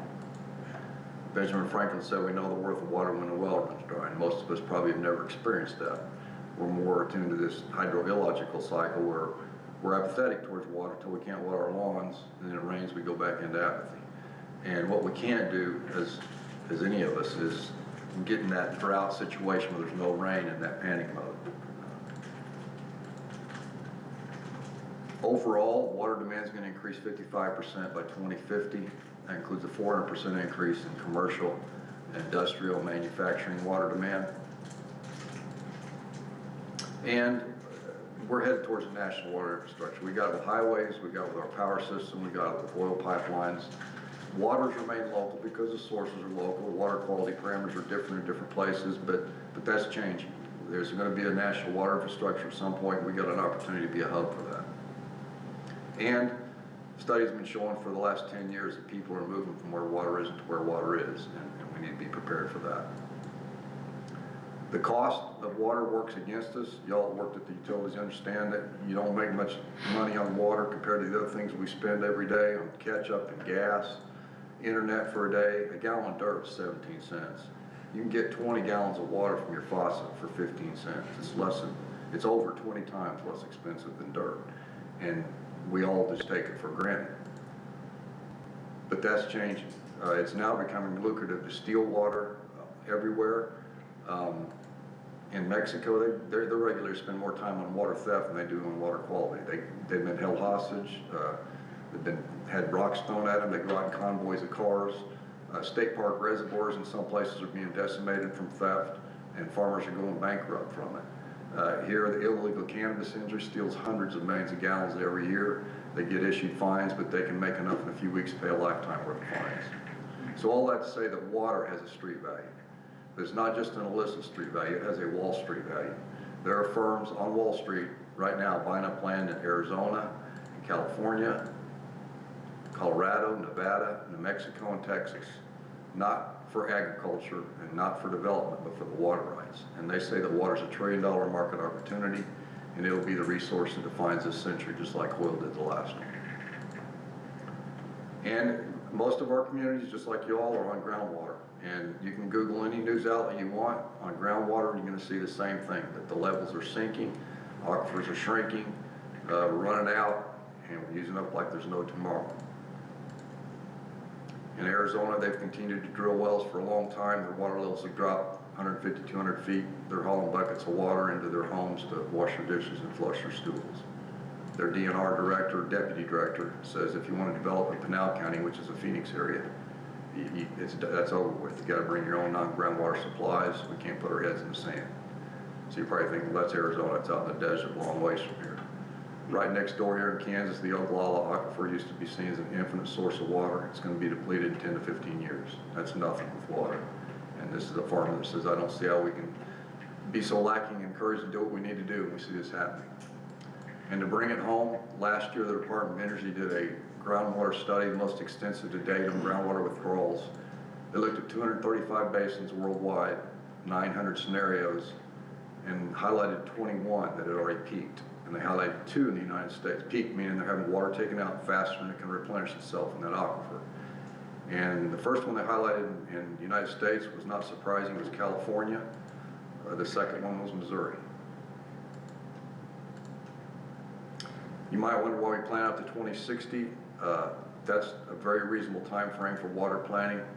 You can have all the plans you want, but you're gonna have twists and turns that you gotta be able to respond to, and you gotta be ahead of it. And one of my favorite sayings, if you want it bad, you get it bad. Which means if you get in a hurry, it's gonna cost more, it's gonna take longer, and you have less quality. And we've all been in that situation when we're not ready for something. We can't do that with water. It's about our public health and safety, not just a grade. And drought makes it worse. Drought's kind of like this lady on the phone with her neighbor. She says, can you go to your window and tell me what's in my front yard? At that point, it's too late. Drought sneaks up on you, you can be in the middle of it before you realize it. And trying to mitigate a drought on the fly, it doesn't work. That's like buying a life insurance policy after you're already dead. So we feel like we're in step with the water industry. Matt mentioned AWWA. They've got a think tank on Water 2050. One of the main points of that is a long-term view is the key to water's future, and we've got to drive that, not wait for it to come to us. And that's what our organization is about. And also they talk about that it depends on partnerships, and that's what this is a partnership of water providers and utilities working together collaboratively for this next water source. So we specifically, or Southwest Missouri is an umbrella term for the coalition, the Tri-State Coalition, and we're not Tri-State anymore. Kansas and Oklahoma dropped out early on. It's hard to get water across state lines. But we maintain that as our communication to advocacy side of things. And then we've got a utility commission, which is a public entity that would implement the project. We got boards of directors for both, but it's pretty much the same people except for the private entities. They can't be members of a public utility, but they can be members of the coalition. And they can also be participants in a project within the commission. So it allows us to work together, public-private. These are our members, represents 16 counties, 850,000 people, and it's growing quickly to 1 million. And again, our objective is a water resource. That's what we're about, to meet the needs of the region for drinking, for industry, and for firefighting. The whys, I've already touched on the finite resource piece. We've got growth in Missouri. It's a huge economic driver, and it obviously sustains life. And the time is now to get it in place. We can't wait until we need it. On the groundwater thing, just a little more specific.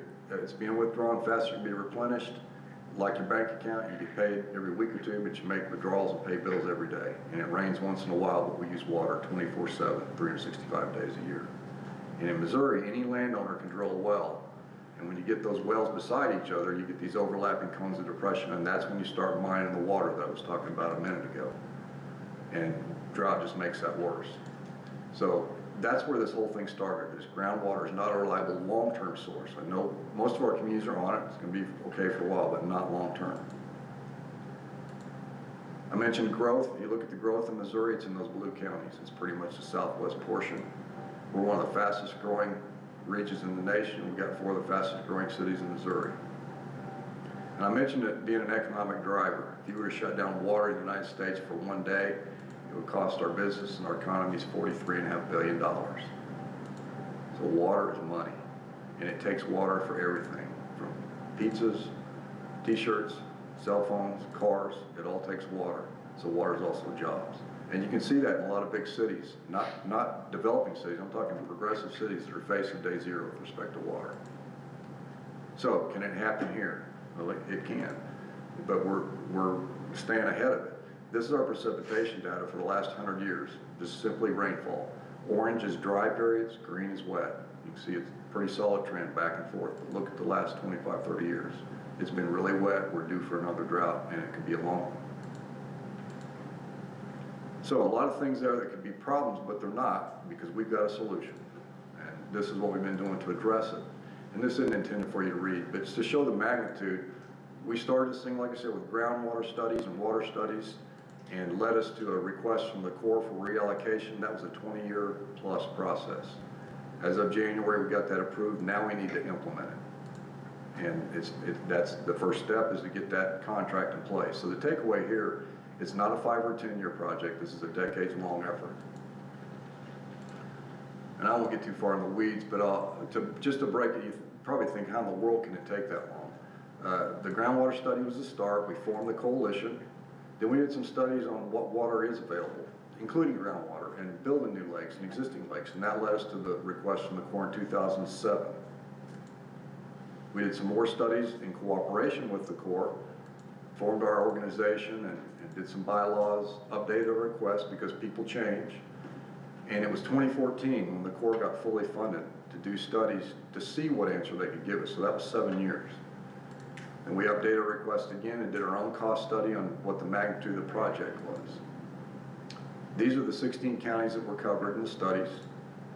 And I've got a stack that tall, but basically there are studies on how much water do we have and how much do we need and what's the gap and how are we going to fill that gap. And the bottom line is there's a 53 million gallon per day gap between what we have and what we need for all of Southwest Missouri. And we looked at a lot of different scenarios: wet years, dry years, high demand, low demand, lots of groundwater and not. And did bar graphs like this one, where the bars represent what we need, purple line's what we have. What we need is more than what we have in a lot of those scenarios, particularly during drought. So, kind of bringing us up to the present, the Corps completed their report and studies in 2020 and left it out for review and public comment into 2021. So remember, we made a request in 2007. It took 7 years to get the studies started, 7 years to get the studies done. Another 3 years back and forth between headquarters and upper staff. And in the spring of last year, headquarters at the Corps forwarded that to the Pentagon, the Assistant Secretary of the Army. That's where it has to go to be approved. And as of January, it was approved by the Assistant Secretary of the Army, who works for the Secretary of the Army, who works for the President. So it's got to go. Got to go a long ways.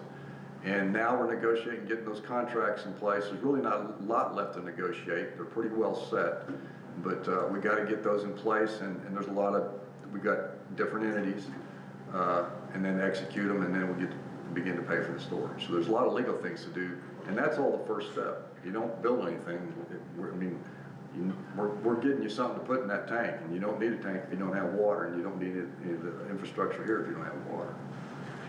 We've also got, we mentioned this, a huge opportunity with respect to cost. When we started this thing, the cost of the reallocation we're asking for is probably $15 to $20 million. When we did our cost study, it inflated to $33 million.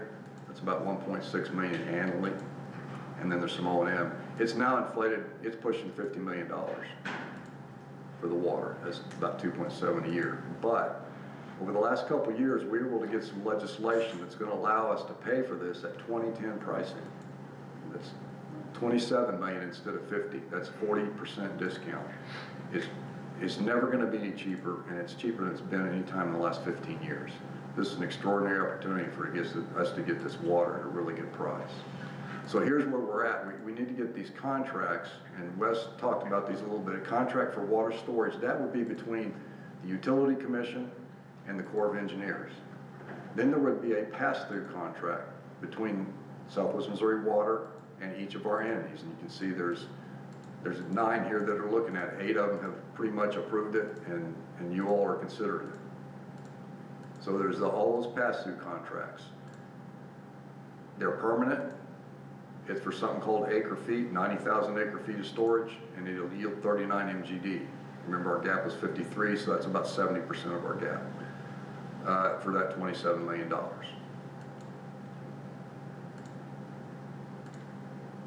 It's hung up. Okay. The pass-through contract that each of you will have is if you take 10% of the water, you pay 10% of the cost. It's simple as that. And then there's a 25% overhead, admin, O&M, and then there's a step up in case somebody defaults, which probably not going to happen. They've got these in power contracts too. So based on the needs, here's the needs of all the members that are considering it, or 8 of them pretty much have got it wrapped up. You can see Willards is about 1%. You can see most of it's between Joplin and Springfield. That's over 70%. If you apply the numbers to it, Wes was right on. It's $26,000 a year for Willard. And then after 30 years, when it's paid off, everybody has to pay their share of the O&M of the Stockton Reservoir. That's $5,000 a year. And we mentioned the DNR support. They're putting together a proposal. We're going to meet with the director when they've got that ready. But we're anticipating that this could reduce this maybe by as much as half again. In fact, some of the early payments, they may pay all of those, and then we would kind of come on in a stair-step fashion. So to put this in context, out west for a long time, they've been paying on the open market to buy just like this, acre feet of water, they've been paying $2,500 an acre feet. Recently, they've started paying $6,000 and $11,000 an acre foot. If you apply just that small number to the allocation we're asking for, our cost would be $235 million. If you apply those bigger numbers, you're looking at $500 million to $1 billion. And we're getting it for $27 million. It's pennies on the dollar. And so the time is now to get this in place. And it's probably a one-time shot. It's taken us 20 years to get here. Never going to be, I can guarantee you, it may not be available again, but I can guarantee it's not going to be available at this price. And the terms from now on. And that's what it needs to be with water. Just another way to put it in context, if you look at it by household, I talked about 27 million, which will be reduced if the DNR funding comes through. But even at the 27 million people, 2.5 people per household, it comes out to about a half a penny per day per household for drinking water. And when we're paying $9 for a package of Oreos, that seems like it's a pretty good deal. That's a bargain. Yeah, it's about our future and it's about priority. And our stakeholders are already doing this. We spend $300 billion a year on bottled water. That's 20 times what we spend on our water systems combined. And we've got a better product. It's thousands of times less expensive. It has to meet higher standards. And you don't have to use up 4 bottles of water to make the bottle if the water comes in. And further, our stakeholders want to. There's a value of water campaign poll that AWWA is a part of. They do it every year, and for the 5th year in a row, ensuring reliable water supply was #1 issue, followed by inflation and strengthen the economy, which was surprising. It is a water poll, so maybe it's a little biased, but still, 5 years in a row, it's a bipartisan poll too. 60% would pay $50 more to make sure everybody had their water needs met. So the point here is our stakeholders are doing it now, and they want to, they're willing to do it. And we'll continue to seek financial assistance as we go forward. It'll have an economic impact of about $1 billion and 9,000 jobs into our Southwest Missouri economy. Really, it will impact the whole state. And I've talked about the cost, but in other ways, what's it going to cost if we don't do it? The United States has spent $250 billion on drought in the last 45 years. But the best way to look at it is what I talked about. Water now has an investment value. If Wall Street's looking at it, there's a return on the cost. This water's going to be worth more than what you pay for it. So what we're seeking from all of our entities, including Willard, if they're interested, is to get, it'd be 1,195 acre feet. When we did the gap studies, your gap was 500,000, and those are dated studies, so 700,000 sounds very reasonable to me of your gap. But 1,195 feet will need about 500,000 of that. Half MGDs, another way to say it, for the 26,000, and then 5,000 after year 30 for the O&M. So why buy the water? It'll cost more to do it than not to. It'll yield returns well beyond its cost. It's $1 billion to our economy, and our future depends on it. Today's water problems were solved 30 years ago, and it's time to do that for the next 30 years for our kids and our grandkids. And you can live out a lot of things, but water's not one of them. And we got to make the cost as palatable as possible. That's got to be secondary to making water possible. So with that, I'd be happy to answer any questions you might have.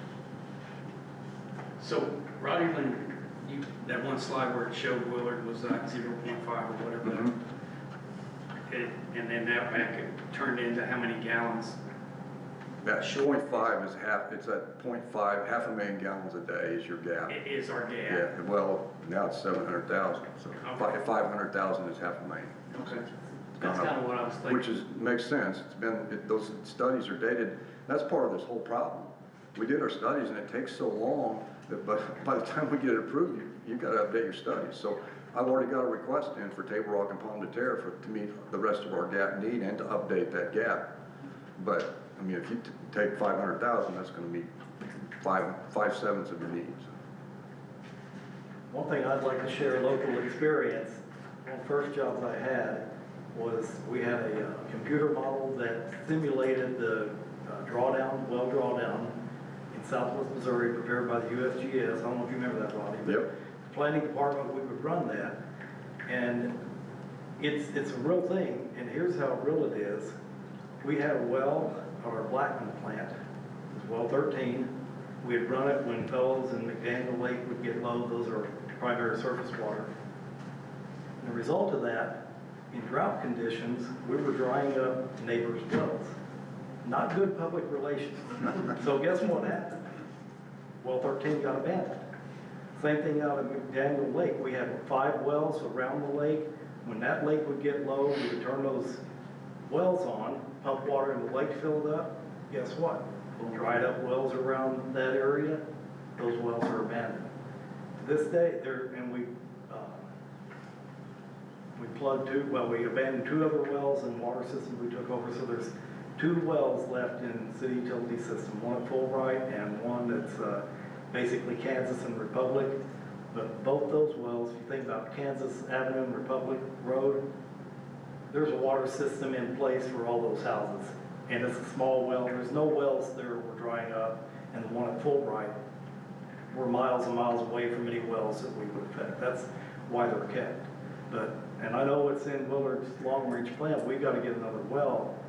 But I would look at that as a stopgap measure to the surface water, because we're a rural area. There's a lot of people around here on wells, and we get into a drought, we're gonna dry them up. And back then, we didn't have Facebook.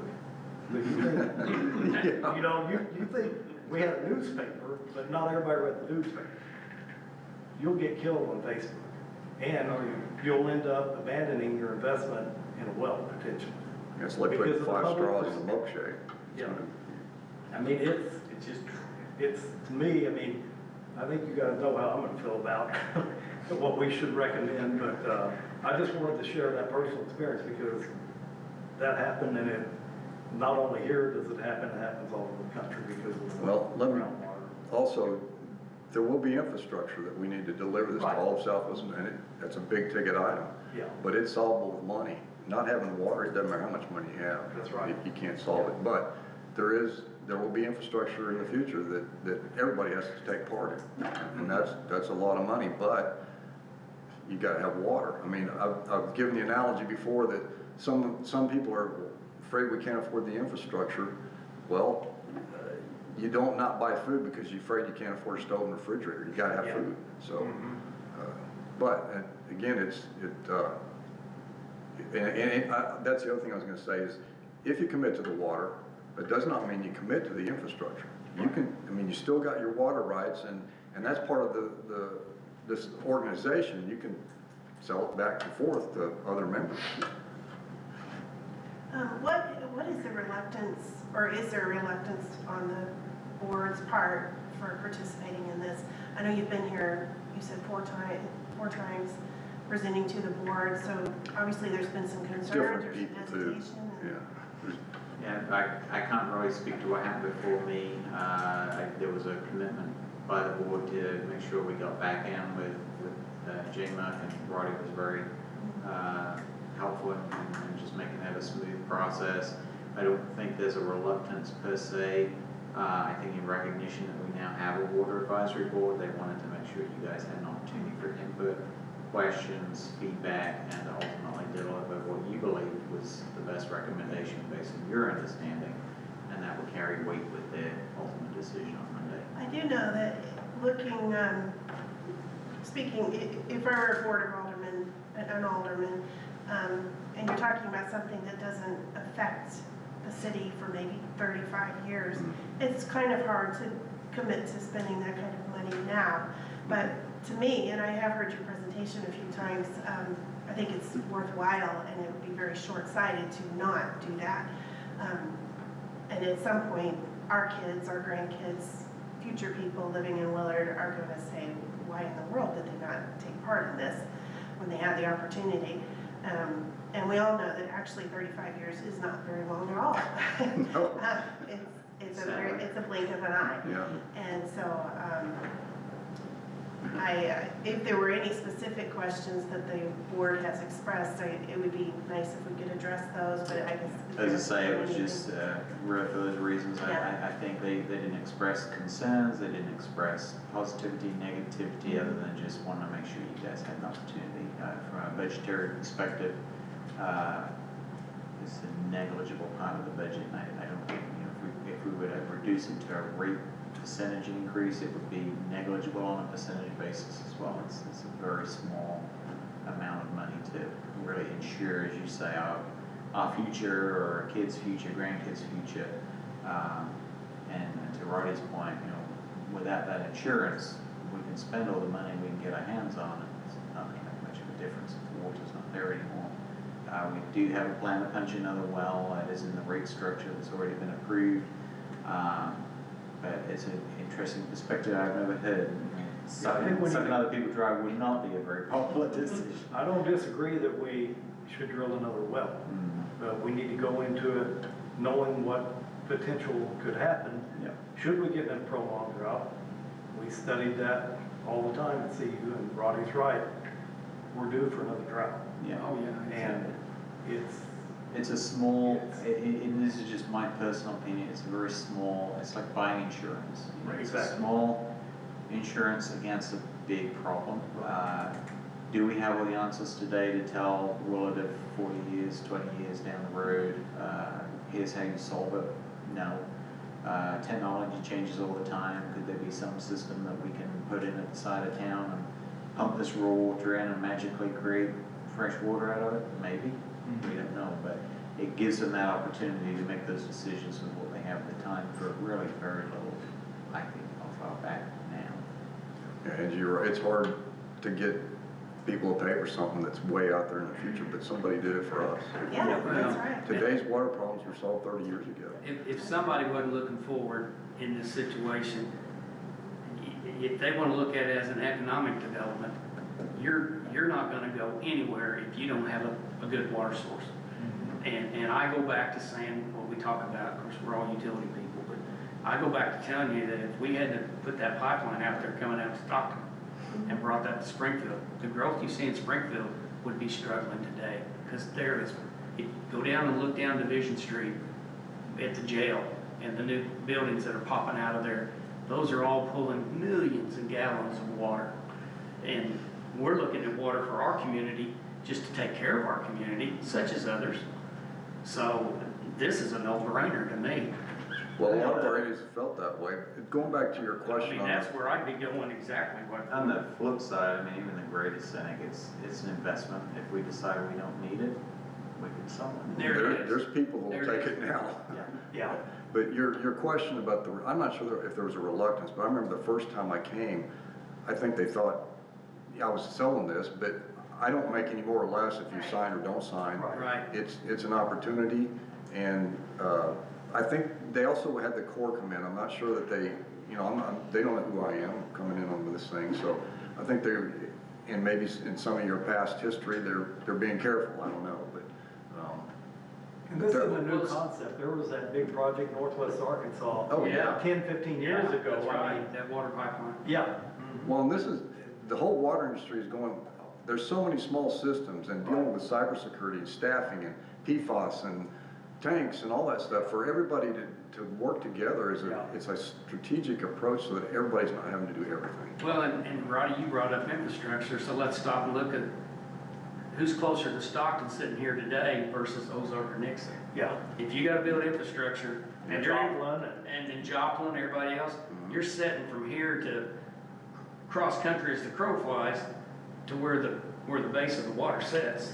And all that water floods in there all the time, you know, that like up and down, but it's there and we're way closer. So I think it's a no-brainer. My personal decision, I'd tell the board to jump. I wouldn't even think twice about it. Yeah. I'm with you. Yeah. I would not think twice about it. I would suggest, and I'll make a motion if that's appropriate, that maybe we can write up a paragraph explaining how we feel about it and recommending to, I this think is that'd our be great. recommendation. Yeah. I'd be glad to, I'm planning on coming Monday to the board meeting, I'd be glad to read it to the board. That would be really Get appreciated. yourself. Yeah, that would be But very we'd have to appreciated. need it. I think for the spirit of the board, your Yeah. advisory board, I mean, probably will call a motion, make a vote, so it's an official recommendation, and then, yeah, absolutely, I think that'd be fabulous. I mean, I think, in my opinion, this is looking at Willard's future independence. Currently, a lot of people are really upset that we're tied to City of Springfield on the sewer side. Personally, I'm not that upset about it, that's another question. But if we don't do this, we will definitely be tied to City of Springfield at some point. It is a way to have your destiny in your hands, to have That's the exactly control of that right. water. If you want some independence, then you gotta plan that future out for that. Agreed. And I'll tell you a story real quick, and I'm not trying to keep this here, but I picked a guy up in my limos one night, and I picked his daughter up in Nevada, Missouri for prom. And we got to talking, and I pulled up his house, and I said, "What brought you to Nevada, Missouri?" And he said, "Getting the W blank out of California." And he said, I bought this place down here, and he said, "The people are a lot better, and I was tired of driving 3 hours to work every day." But he said, "I'll tell you what I'd had my guts full of is my water bill." He said, "My water bill was anywhere from $450 to $500 a month." Wow. And he said it's because of the shortage of the water situation. Now, if people want to live with that, you can get yourself there, or you can plan for the future, and we can all look ahead. And yeah, it's an investment. It's like buying an insurance policy now. And if you don't need it, you get away from it. But if all of a sudden something comes, whew, I'd want to have it in my hip pocket every time I would. It's money well spent. That's just, and I know a lot of people in a community such as all of us here don't see it. But when we buy $1 million fire truck, they probably wonder why I bought a $1 million fire truck. I bought a $1 million fire truck because this community needs it. That's why we're doing all what we do. That's what we're doing right here tonight. We're looking out for those guys, our children, everybody in the future. And it ain't no fun when you turn the faucet on and there ain't no water to take a shower. So I say, I'll go with that motion too. I'll You second. want to make a motion? Yeah. The board recommends to the Board of Aldermen that we Yeah. join the group? I do, I'd make a motion. Well, join the group, and what we're seeking is Well, we're in to the give group, yeah. authority, and there may be some legal issues, but to Yeah. give authority to your board to sign this contract when we get it final from the Corps. Yeah. And then we can get the pass-through contract final with you guys. So that- It's Maybe just Motion to needs to be establish the authority The for Wes or the correct mayor to motion sign would it. be motioning a level of support for the Board of Alders that we enter into contract or give the authority to enter the contract for water storage. I think the membership and other pieces are foregone conclusion, we're just tidying up some whoopsies Yeah. from the past, but the pass-through So enter contract into is. the contract. Yeah. Is the- Yeah. Pass-through contract is. I'd make a Kelly, motion, you make that yeah, I'll motion? make that motion that we enter into the contract, Or give authority to Yeah. and give them authority to to do them, that, okay. to them to do that, and I would think, for the future, and as it progresses, we'll move forward as we need to. But I think this is a good deal. I know how valuable water is. All right. I second the motion. Have a motion and a second. Is there any other discussion? Okay, all in favor say aye. Aye. Opposed? Motion carries. And I'll write something up, I think kind of what you said, that yes, the Water Advisory Council recommends recommends to the Board of Aldermen to give them the authority to sign the contract to participate at $26,000 a year, something like that. Yeah, 26,638. Yeah, that may move a little bit, but it's Yeah. probably gonna go down. Okay. Yeah. But you need to give them some, we wrote the pass-through contract no more than 10% change, and that's well enough Okay. buffer, so. I'll write something up and you can read it to the board or Yeah. whatever you And If if you're here, I'll throw it over to you. prefer. Okay, sure. if I need, if I can understand if you wanna be, you don't want me here to talk, be able to talk freely, or if you do want me here, I can be here. for the You're brief. welcome to be here. I think at this point, it's just logistical, and then they'll likely want to make sure that it's gone by the water board, which it now has, and seek their recommendation to consider. It should be fairly smooth, but you are very welcome to be here in case you have additional questions. Unless you need me, if you want me to be, I can be. Okay. Yeah. Okay. Okay. Thank you. Thank you for All the right, opportunity. thanks, Thanks, Rodney, appreciate it. Good presentation. Thank you, Kelly. Next item is overview of the system equipment issues and priorities. Trevor, is that you? Yeah, that's you guys. Your turn. All right. They're the smart people in the room. I don't know how I can compare to those. I don't have a slideshow. but- That's okay. You got a book for us, though. I got you We some got good stuff to reading read, material, yeah, we you got know, some if you good need to go to material. bed or whatever. I'll let JR start off with the sewer problems. He's kind of more versed in that and kind of handling the I&I stuff. And then I'll take over on the water side and kind of discuss that and then the equipment kind of side of things. Hello. Hey. So Trevor was kind enough to type this up. It would have took me an eternity when he's never with you now. So major water or major sewer I&I, that would be inflow and infiltration. Some of our issues include, but are not limited to, root intrusion, illegal connections, sump pumps, downspouts, basement crawl space drains, yard drains. There's a lot of ways. There's a lot of ways. But in bad lateral connections, cracks, holes, and I'm telling you what, we was reviewing more than a few camera footages. That seems to be a lot of our problem, is just where they make the connection into the branch line or the sewer line. That tap we find leaking most of the time. But forgive me for hopping down a bunny trail. Quick curious question, just to give the board a number. Last, we talked to you about 50 hours of footage. Yes, yes. How's that number progressing? We're finding more. We're finding more. I'm gonna tell you what, Mr. Settles, he's one of my techs down there. But that man is wonderful for going through footage. My eyes, honestly, they'd melt and fall out my head. He has the stick-to-itiveness. Good. But please, forgive me, just a wee bit more. Yeah, go ahead. Just wanted to let them know that you've got quite a bit you're looking at. Oh, we found a book today for B Basin. All of the manholes have been inspected previously. Now, I'm going to go and verify that. But so much knowledge, so much knowledge. places fixed. Apologies. Let me go ahead and move on forward just a wee bit. Now, possible solutions for the I&I program that would incentivize customers to repair their laterals or have the city cover a portion of this or the full amount. For a plumber to be to repair the laterals, we're looking at around $300K over 10 years. That is a lot of money, but it's going to save us a lot more money in the long run. Since we are hooked up to City of Springfield, I think that was called FCM, whatever the unit of measurement is for the amount of wastewater. CFM. I appreciate you.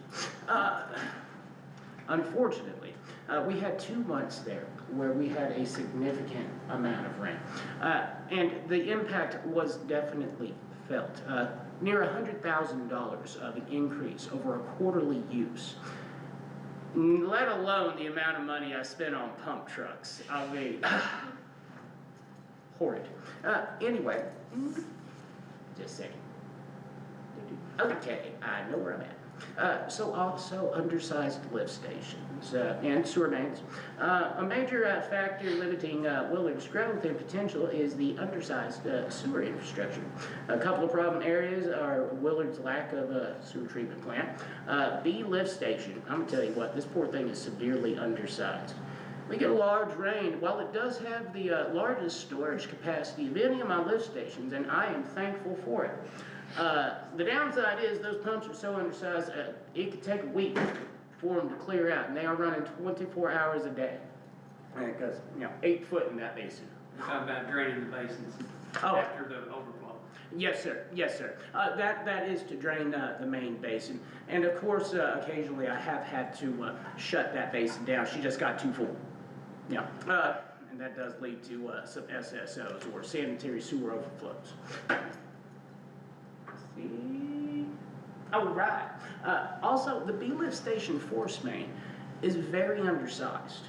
I think it's a 6-inch that comes off of there. Am I close? Yeah. So, man, I'm telling you what, I have problems with that lift station. So it used to be an old Smith & Loveless one, okay? And those where the pumps are on top and it sucks the wastewater up and then shoots it out. Well, it got revamped to some submersible pumps. But the pumps, like we said, they're undersized. They just cannot keep up with the flow. Now, fixing that I&I, given how much information we have, that's definitely going to help. But that's not the solution by any means or stretch of the imagination. The I&I is a symptom. And the solution for that, bigger pumps or a better way to get it somewhere else. I might need to get glasses. All right, rude. So, many undersized gravity lines, especially Old Willard, they got a lot of clay pipe, and that's where a lot of our inflow and infiltration is coming from. The gaskets around that pipe, they're not that great, and they're very, very old. I mean, we have hours of footage of just roots coming in. And honestly, it's not the worst place. But, yes, 6-inch clay sewer pipe. The total cost for these 3 projects is hard to determine. There are many factors and challenges with all of them, and it would take engineering studies to try and get accurate numbers. I have no numbers, unfortunately. I wouldn't feel confident, comfortable giving numbers out unless Mr. Tom was here. Sorry about that. No, that's okay. I'm telling you what, we actually, we found a unicorn in the woods the other day. If I may, just bend your ear for a brief moment. I have my sewer team reviewing footage and camming some sewer lines. We found gold, well, to fix. There was, I'd say probably like a foot, just a punch through from a big rock. So the issue with that was, we were able to get it fixed.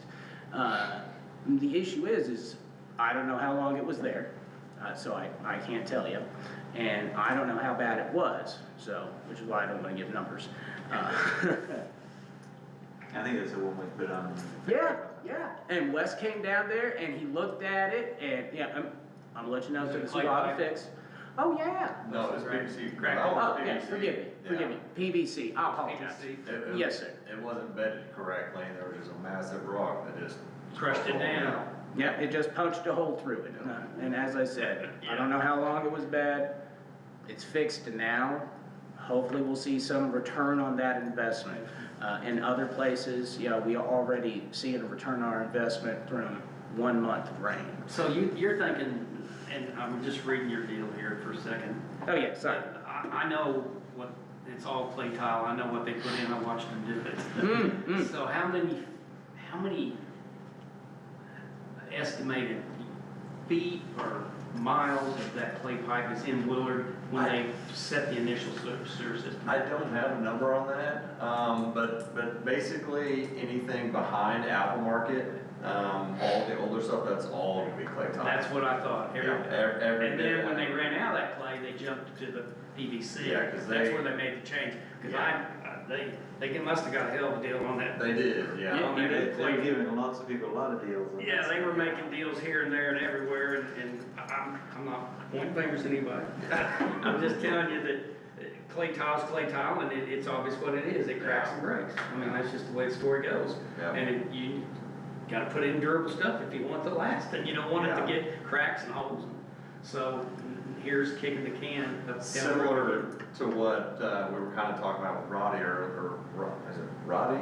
Roddy. Yeah, There so, you similar to that, they just kinda weren't thinking 30 years ago whenever they put all of it in. Oh, I know. It was, the undersized lift stations, the undersized lines, the clay tile, but I think Tom said they paid 10 cents on the dollar for. That's what I remember. Every. That's probably, that surprised me a bit. From the EPA for this new and improved sewer infrastructure. I mean, neither here nor there now, but, we've got it, so now we've got it. Well, you had the whole city full of septic systems all over the tank. Yeah. And they were all Yeah. leaching and loading out, and Yeah, your sewage was running in ditches and yeah, everything else, so, yeah, you're gonna make the best way you can with what you can do, and mhm, that's what they built, so now you gotta come back, figure out what's the best way to get rid of it. yep, yep. We did one? Awesome. Okay, so, alright, let's see, lift station is undersized. Alright, so also, Meadows West lift station is also undersized. The Meadows West force main, the same story. You wanna hear that a lot, guys. I'm super sorry. Let's see. Many undersized gravity lines, especially in Old Willard, where there's a lot of 6-inch clay pipe. Total cost of these projects hard to determine. There are many factors and challenges with all of them, and it would take engineering studies to try and get accurate numbers. Grants and cost sharing between public and private. More engineering studies are always fantastic, but I have a ridiculous amount. So let me go through them first before I go and ask for any more engineering studies. I have now 3 desks. So we are diligently working at this, but it's not going to be over the night, and it's going to be ridiculously expensive. Wes has been super cool, and he has given me some money so that I can work with it, and he's allowed us to buy equipment. My director, assistant director, they went out, they found me a grout gun, they found me, it's like, it's hard to explain, so, We'll just have to film the demo. yes, so, I yeah, think everybody would probably like to see that one work. and it would be great, because then it'll let me explain why it costs so much. Yep. It wasn't cheap. Let me ask a question about, grants obviously would be great. Would that primarily be like a DNR grant, or are there other opportunities? Yeah, And so I'm speaking with my former state experience, but usually through the EPA, there are certain grants or rural development loans and things like that tend to be the primary driver. What I found in recent years is those tended to dry up in favor of low to moderate income communities, so we may not be likely to see. And we're also gonna wanna know how much, and where'd you get that number, which we don't wanna. Yeah, I always hate to ask for, and I don't know how much to ask for, Yeah. because you don't wanna ask for not enough and then realize you gotta come up with a chunk, and you've gotta do it or you lose the money, but Yeah. at the same time, you don't wanna ask for too much, push yourself out, so that's a whole thing. We do have some engineering studies, I can't speak for how much they were dug into previously, but we've dug into them a lot We since have. I've been here. We've kind of formulated a plan, along the lines of, can't afford that, don't have the skills to do it in-house, so let's focus on the things that we can do in-house, and the things we do have the skills for, get some equipment that we can create, you know, the ability to do some of this stuff, which is kind of what JR's referencing. That was a tip-off from Springfield, so we appreciate it for that. And then the goal is really to, as we fix I&I, Yeah. any savings we start seeing from sewer bill, we don't go, oh yeah, we saved some money, let's do something else with it. We roll that saving into I&I so we can kind of snowball through the system. So it's kind of a self-rewarding Right. system. Right. Then we'll get to a point, we've run out of things we can reasonably do for ourselves.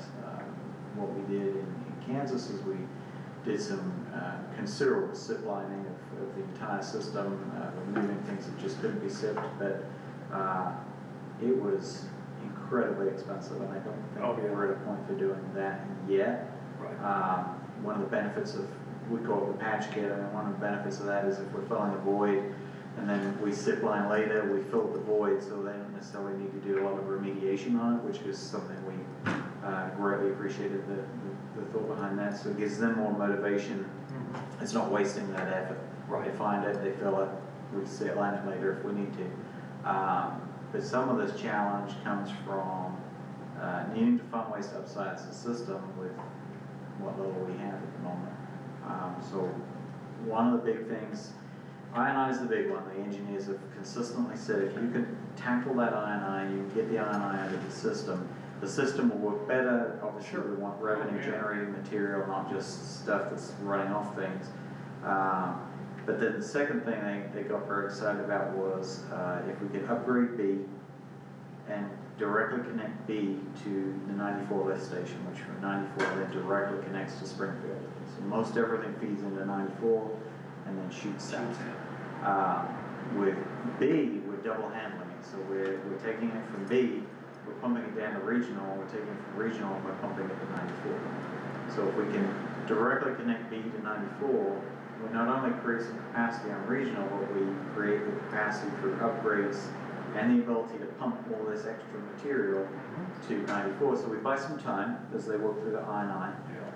We also hopefully don't see it pumping for a week, and I sent you the scatter graphs of that where you see that. That's the best example I've seen of the symptoms that we're seeing. So we essentially buy some time to work through the I&I, allow for some growth that can hopefully feed the system to fix some more things. So it's kind of, you know, when you do chicken and egg, that's our egg, we can create the chicken. I'm trying to explore that more focused. So while these gentlemen are working on the I&I thing, I'm trying to see if I can come up with something with legislators. You'll hear that on Monday as well. Are you getting most of your finding, I know you're Cameron. Yeah. So that's where you're picking up a lot of this with the I&I. Yeah. You're catching it on Fortunately camera. for us, not fortunately for the staff member, we have somebody who can't work as hard as he used to, so he's able to sit and review his footage. He's been doing a fantastic job of it. Sure. So instead of pumping it down, you know, that's the next challenge. He's gonna look at all this stuff. Well, we've got the guy, so he's looking at it and feeding that back to JR. So we've kind of got a plan in motion. If I can be successful on my end, that might deliver us a route to connecting B to 94 without spending a ton of money on it. So fingers crossed, wish me luck. And then that gives these gentlemen some breathing space as they work as well. So that's kind of, I'm jumping ahead, but I'm trying to summarize and also let you guys know there's stuff going on. We are working on it perhaps as hard as we ever have. And I'll shut my mouth and throw it back to you, because I don't have much voice left. I mean, honestly, we got a lot more stuff we can talk about, but that's basically all I have. I'm gonna turn it over to my boss, Mr. Trevor Hoffman. On your You ain't force gonna main, come over here? how big is that line, size-wise, for that force main? Which one? Pushing up 160. Gosh, we're about to upsize that, aren't we? Are you getting ready to raise it? 94 to Springfield? That is 14, so it's 14 until you get on the other side of the bridge, and then it reduces to 10. Okay. So the 10 is a whole other deal, but the whole entire thing is slated to get replaced. And is that coming out of that lift station there, west of the quarry road there? I mean, Yeah, right there off on the side of the highway? Yeah. Grab it there? yeah, comes out 14. It runs right up around the trail or? Mhm. Yeah, and then reduces. I just couldn't remember how big that pipe was. I know you had a lot of issues with it. Yeah, so 14 is the one that we've had all the 21 Yeah. breaks on. And then the 10 is, I mean, it's in bad shape too, but it's not the one that keeps having blowouts, so, So you're just looking one shot all the way back to town? yeah. And looking at how big a line? It'll be 18-inch HDPE is what we're looking at, which is gonna give us basically the same OD as 14 As inch. 14. Yeah, yeah. So, That's a good plan. I will, I'll try not, I mean, I'll hit all of them, but I probably won't read every line on it. So, starting off, Matt hit the water towers, pretty hard. I think he, kind of showed good demonstration of what we got going on and everything. AB and EE water tower, somewhere in the ballpark of $700,000 basically to get it up to code, get all the deficiencies fixed, get it to where 30 years, hopefully we don't have to touch it ever again, other than routine maintenance, drain down, wash it out, stuff like that. Then the Jackson Street tower, and then the Little Silver Tower, I think he had good pictures of those. Another deal we've got here, DNR recommends at least 20% of our daily average usage for storage. So we're at 840,000 gallons a day is what we're using currently. With our storage being 850,000 gallons, we're lacking currently 158,000 gallons of storage capacity. In everybody's packet, I also gave them our last DNR report. This kind of reiterates a little bit of what Matt talked about, just so we can see that, we are in compliance as far as our sampling, reporting, all that, but our towers, our water loss, definitely not in compliance. Not that we're gonna get a violation or, water's unsafe, Right. but, lack of maintenance, lack of water pipe rehab, all that stuff. So, this package just basically talks about that, Do you guys, when you go to check, do you catch, I know you catch water leaks, somebody calls it in. Yeah. But do you walk the system or check the system, or do you have an annual where you go through the whole system and just, kind of seeing it? Sure. Yeah, I didn't know how you guys did Yeah. that. Well, actually, it's really effective how we're doing it now. Since we went to the radio read system, Yeah, our dudes drive the entire system. that's true. Monthly. That's true. So we're constantly staying up on making sure that whatever leaks we can find, Right. we get fixed, trying to help that water loss. Thank you. That works. Good enough for me. Short and sweet. So yeah, that's just something to look at, but, with us looking at the Little Silver Tower coming down, at some point in time, not tomorrow by any means, but, we should look at upsizing to a new tower that's, maybe 500,000 gallon range or maybe 1,000,000 gallon range. Take that tower down and put Yeah. that one up. Yeah. Get rid of the little tower. Yeah, and that's kind of something for all of us to discuss is where do you put it? Do you put it back in the same spot? Do you move it somewhere farther out? You gotta get a well there. I mean, you fill out the well, don't you? Yeah, it fills out. I mean, it's a small well. If you put a 500,000 gallon or 1,000,000, it's gonna take a long time, so. We know a new well and a new tower is in our future somewhere. I also think what Roddy talked about is definitely a good plan. I think it's definitely a good move, going with that for Willard's future. So going on, I've came up with a lot of prices here on some major water line rehab. These are at least all the places that I know of that we have 2-inch galvanized lines. These are just some rough numbers based off of footage and the amount of services and hydrants that are needed on them. This is all based off of putting an 8-inch water line in to replace these. So some places it may not make sense for an 8-inch, some places maybe we gotta look more like a 6, some places maybe it'll go more like a 10. But just wanted to give you guys broad numbers to see, we're basically $500,000 to get rid of all the 2-inch galvanized lines. That's if we do the work, that's not including our labor, which our labor, you know, you're paying the guys anyway, so, you know, we don't really wanna include that. But if we contract that out, which some of these, 1,000 feet with our crew is really where I wanna stay. We get much more than 1,000, that's a lot of dirt work, and you're tying a lot of people up for a long Oh, time, yeah, so. it's a lot of work. Yeah, so I try to stay under 1,000 feet, so, you know, there's several of these on here, you know, I'd say half of these, you know, we could feasibly tackle. But yeah, just some, you know, some read material for you, you know, and if you guys want any more clarification or, you know, curious where it's at or anything, that I can definitely answer it. So, fire hydrants, I know that's a big one. We definitely have a shortage of fire hydrants. Where we do have fire hydrants, I would say half of them maybe have isolation valves.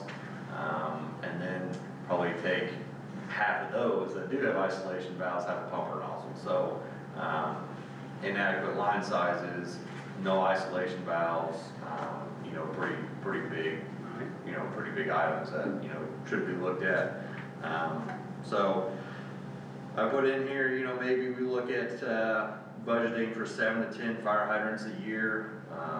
and these- Replacement, Yeah, trade down, yeah, well, trade out or just installation. or insulation Yeah. as you go through. Yeah, maybe, you know, maybe we trade out 3 and put 3 new ones in Yeah. somewhere else or something like that, you Very know, good. so, you know, I think those are probably good things to look at. And then, you know, along with that, look at maybe doing 7 to 10 isolation valves a year. So for like an inserter valve, so if you do an inserter valve, it's basically $1,000 an inch on that. I'll talk about that a little bit, actually in the next one right there, the lac valve. So, an inserter valve, what it is, it basically cuts out the top of the pipe, and it's a valve that's put on that you don't have to shut the system down. Now, that's not saying all those hydrants, we would have to do that. There's gonna be a lot of places where it's gonna be like, oh, you know, we can shut off and, you know, kill, I don't know, 50 homes or whatever for an hour while we put a valve in. So, you know, those are, areas are gonna be kind of area specific, I guess, on, you know, where we actually have valves and stuff like that. Is that stuff you guys would do? Or We- contract it out? We won't do the inserter valve part, but we do tons of valve installs. Cut outs and drop ins. Yeah, so basically, anytime we're cutting a line out, if it makes sense, we're putting a valve in there. Mhm. Just, Oh, man, absolutely. I want valves everywhere, so I can't believe there's such a lack of valves. So. Cheaper just to run pipe, Yeah, yeah, I guess, you know, I guess that was the deal. So that kind of leading into number 7 there, the lack of valves throughout the system and the aging valves in the system. More so on the lack of valves, because valves do last a long time, especially if you exercise them, you know, they're typically gonna last. But, you know, you start getting up there 60 years old, you know, they're kind of, you know, they're kind of getting wore out at that point. So, talks about the inserter valves there later on, a possible solution. You know, maybe we look at doing 4 to 5 a year, something like that on our main lines. You know, after 5 years or so, we will be very set, you know, there shouldn't be a whole lot of places where there will be a huge shutdown like one area that always jumps out to me is Farm Road 89 and 124. We have to shut anything down off of 89. It's like a mile and a half of the line, you know, and a mile and a half of water line is a lot of water lines. So Oh, you man. fill a lot of houses, yeah. So, you know, that's There's a just- lot of that going out that way, and is that all dead end? Or Yeah, is it- yeah, you it's have a all- back loop. Yep. So I think I might have already passed that, but I did talk about looping somewhere. I read something about some. Yeah, it's a little. Yeah, on number 5 there, I talked about, Some looping. yeah, how we have a lack of system looping, you know, and how we should look into getting rid of those dead ends. And then, number 8, I mentioned that just a little bit last time. Our AC pipe that we have in the ground, not really something we need to get, you know, too deep into right now. But, you know, kind of like what we've been talking about, planning for the future. At some point in time, it is gonna have to come out of the ground. Sure. You know, and I'm sure DNR or EPA will have grants for it, but, I think at least planning to have the matching funds for those grants is probably a good idea. 20 to 30 years, I'd say we look at probably, get ready to pull it out, if not sooner, but, not a today item, not a tomorrow item, just some reading materials, and then I said, $20 million, that, I don't want anybody to hold me to that number, because it could well exceed that, it could be, I wouldn't say under it, but. Got it right here. Huh? Got it right here. No, he wrote that. I would point out it's not misspelled. Yeah. So the last thing, Scott had asked for, some of our equipment that we currently own. So I've got a sheet on here, there's a couple of our current owned equipment. So this is basically everything we've got, backhoe jetter, this doesn't include pickups, that's not on there, but, except for the 93 F-350 crane truck, that was on there, but, yeah, this is basically what we have, backhoes, jetters, the case skid steer is inoperable, there's a Gale skid steer, an excavator, so it just kinda goes on the list and just shows, this is what we have, this is the age of everything, and then this list, the Excel spreadsheet, this is basically in a perfect world, if we could get everything we ever wanted, what would it be? So this kind of breaks that down. And that's not to say that we will even get a quarter of this ever, Right. it's just if we could, what do we look at? What So you need, yeah, What's that? yeah, just what you really need. Yeah, this is, to do every job that could really ever come up in the city, this is what we're kind of looking at, so, Scott had wanted to see that as well, this is kind of a wish list item, what we'd like. There are some items that are crossed out, the crack seal machine, that's already budgeted for next year, the salt spreader for the dump truck, that's already budgeted, and then the, trailer air compressor, that's budgeted.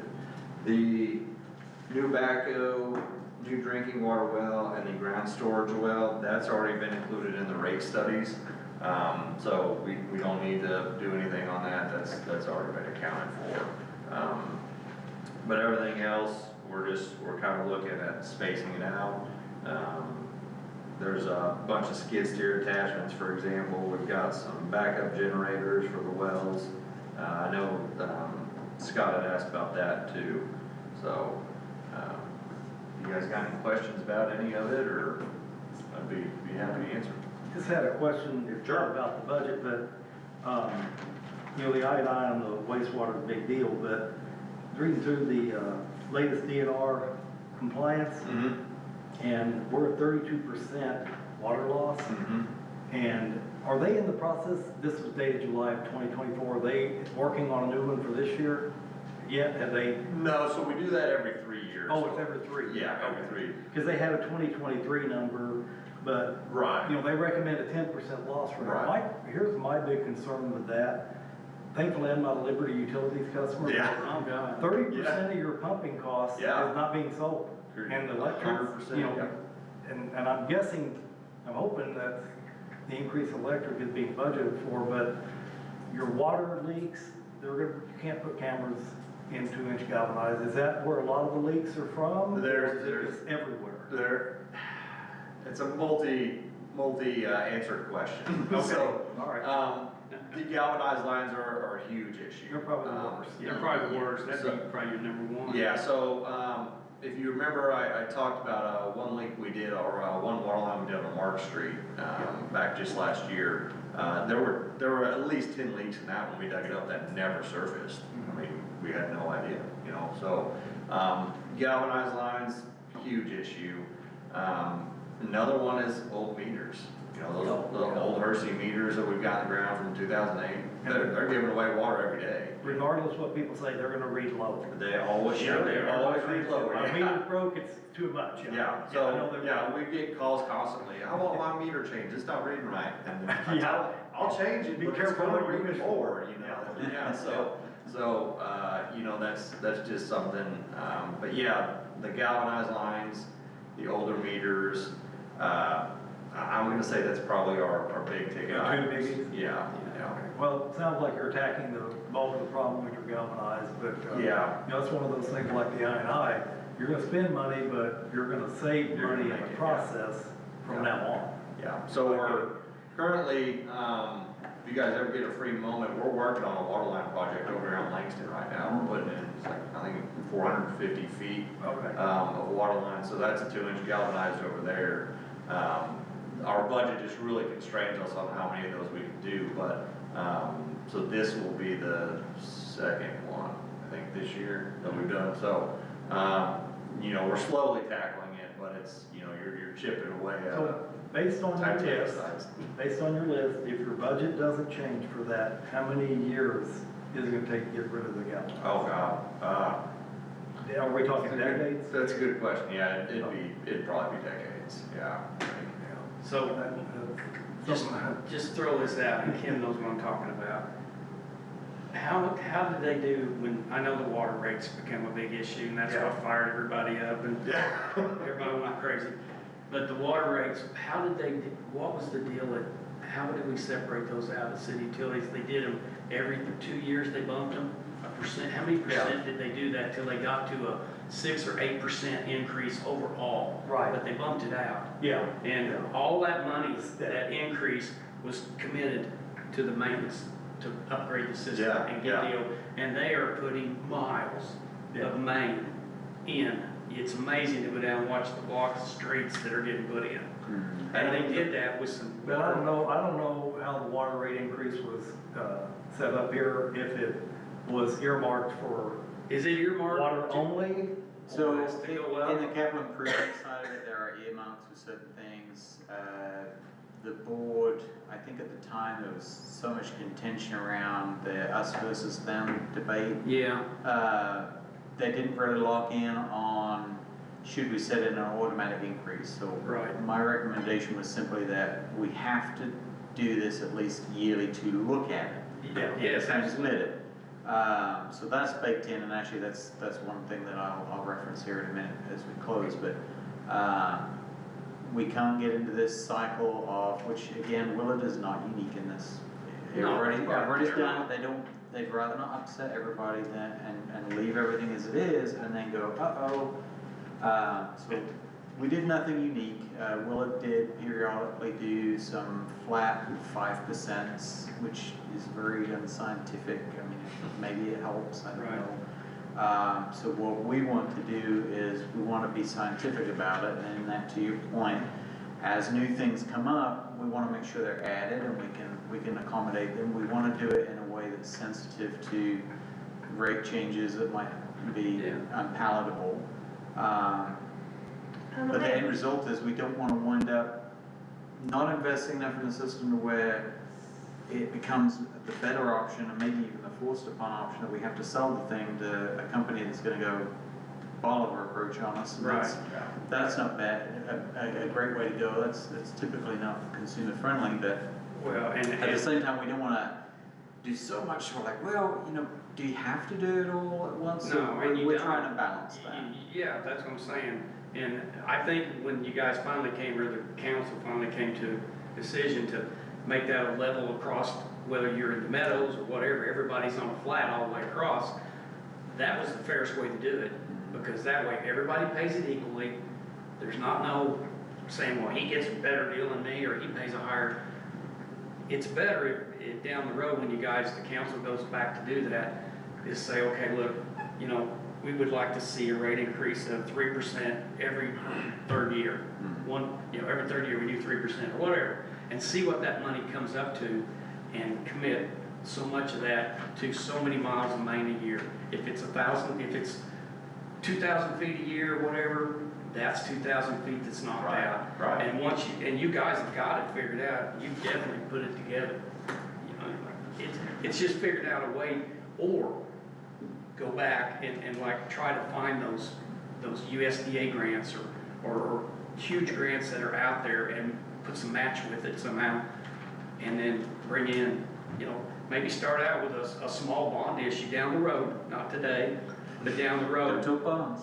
Yeah, No, I would. Yeah, I mean, try to get a $5 or $10 million bond and see where prioritize that to where, go after all the galvanized. That's what we're after. That's what we did with the gas. Well, yeah, I And the think the rate increases a little bit here and there. I think we're past that from what I've seen. And I don't And we may need I don't think bigger. it's a small bond issue, I think it's a big one. It but that's may gonna need go to be back bigger, and yeah. tie the rates, but the thing with the bond issue, water and wastewater improvement bond issue, and you list what projects are gonna be done. Yeah. And that's what the money goes to. That's what the money nothing goes else. to.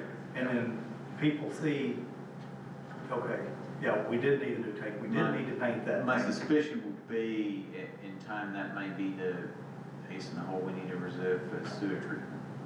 Right, And yeah, that yeah. could be, you're right. I don't Seems like I'm getting, and I'm not, people may come and pitchforks for me, but, it seems like just general commentary, the community seems to be leaning that, hey, why are we sending all this to Springfield to begin with? So Yeah, it may be a conversation to have. What we're trying to do, especially in light of all the conversations that have gone on, is how can we be creative with the money that we've been allowed There you go. and deliver some results? And so you'll see, there's some pictures we're putting online, and Langston will be the next one we put out and show people, here's where that money went. Absolutely. Sometimes there's a benefit of slapping a sign in there and letting people know, but you can't really see the pipe like you can see a road, so it's different. So we're trying to get that out. But we are being very mindful and trying to be very responsible so that right. hopefully, Oh, the yeah. next time we do this, the public goes, well, actually, we did make things better, and we've seen that, and we want to commit to that. We It's want a to try to step. do it without giving them another surprise, nasty big increase, especially in light of, everybody's suffering at the moment. Well, But it's a good lead into my next thing, is that Yeah. it's something that I do want to bring to you guys, hopefully at the next meeting is, I've asked Carolyn to start running the numbers and see if we're making progress on the rate plan that we've put in place, which really the best measure of that is, are we meeting our reserve target for our time in? Water seems to be doing all right, but the plan, of course, was the water fund would support the sewer fund for a period of time, which was anticipated would run in a deficit for a time. But we need to know where we're at. Sure. Part of the ordinance that was passed with the rates was annual check-ins, and then if there was gonna be a rate increase, it was handled by January of each year so that people knew kind of when it would happen, rather than it being, mid-year, or, it took a couple of months to do, and we didn't know what was going on, so we wanted to commit to a process that everybody knew what was coming, if it was coming at all. So we're mindful of that. We wanna, where possible, deliver as small, if it's gonna be an increase, we want it to be as small as possible, just Oh, sure. minimize the impact. But anyway, long story short, we hope to have some numbers for you guys to start Good, budgeting good. over in the That'd be next great. meeting and start those conversations as we head into budget season. well, I think they were bringing pitchforks and ropes to the Liberty meetings, last I heard. I don't blame That, them. I don't blame them. I'm on Liberty, and I'm telling you that. And I should probably keep my mouth shut, but yeah. Yeah, no, you don't have to, Surprising. I'm telling you, that's a mess, and that is asking way too much. They're asking for $158 million. Lord, $158 million they got power plants and they bring in electric sources. Where in the hell do they need $158 million? Well, they're based in Canada. Sheesh. That's where they're out of. My previous community, I had the privilege of leading a municipal utility, electric side. Yeah. And I kind of know the mechanisms of how it works, and I was surprised just from a practitioner's standpoint, the approach. But again, I've tried to stay from wading into that. I just hate that. First, I don't want to be a hypocrite, but second, it seems to be quite high. It's way high. I know And you same with the said- Spire. The Spire's asking for a lot. Go ahead, Angie. I know you said Carolyn will run some numbers for us maybe for the next meeting, but are you feeling some breathing room from the rate increases now that we're a few months in? Don't get the electric bill. Yeah. The electric bill, you know. Yeah, the electric bill might be a little bit. I mean, Turn the the city. pumps on. Yeah, the city-wise, so here's my 30,000 foot view. A well-run utility should contribute to general fund operations to help support the city. That's why we own it, is we want to help the people who pay for it. Right now, it's supporting itself functionally. Do I see breathing room? Looking at the numbers as I see them, I'd say the water is doing okay. Sewer is maybe a little ahead of where I would like it to be, but they have been tackling projects as well, so net positive perhaps? I'd rather These say. are only 3 months in. Yeah. right, on that? Yeah, functionally 3 months in, and we phased one piece of it because our computer system was mucking up, so we're like maybe 2.5 months in. Oh, There was I forget what it was. The flat rate did not pull out the first 1,000 gallons in the first month, so people kind of got a little lead in because the software was being persnickety. okay. Yeah, Until I can kind of compare it, to me, we need to look at the reserve target, and if the rate plan has passed, said the reserve should be here by this time, and we're kind of, that's what I'm gonna more measure by.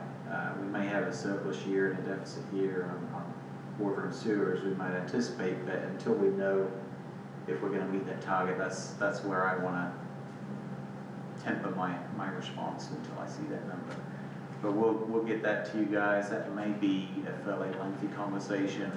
You guys, at that point, I would welcome recommendations like maybe you do suggest we bake in additional waterline projects, which will obviously affect rates. Once I know the revenue target, where we're at, and then anticipated projects for future years, that's when I can review the rate calculation more detailed. I kind of understand why they went external with hiring an analyst, but I'm perfectly capable of doing the analysis, and with you guys as the barometer, I think we can handle that in-house fairly comfortably. And then I'll deliver that recommendation to you guys for consideration, and we can tweak and adjust as necessary, and then I'll take that to the board through the budget process. That's kind of how I anticipate it, and certainly welcome any additional recommendations on that process. Yeah. It can't all happen overnight, obviously, but if we can, all of us get our heads together and you lead a plan, bring it to us, we can help you get it back and then Yeah. see the vision, Yeah. then we start seeing the changes.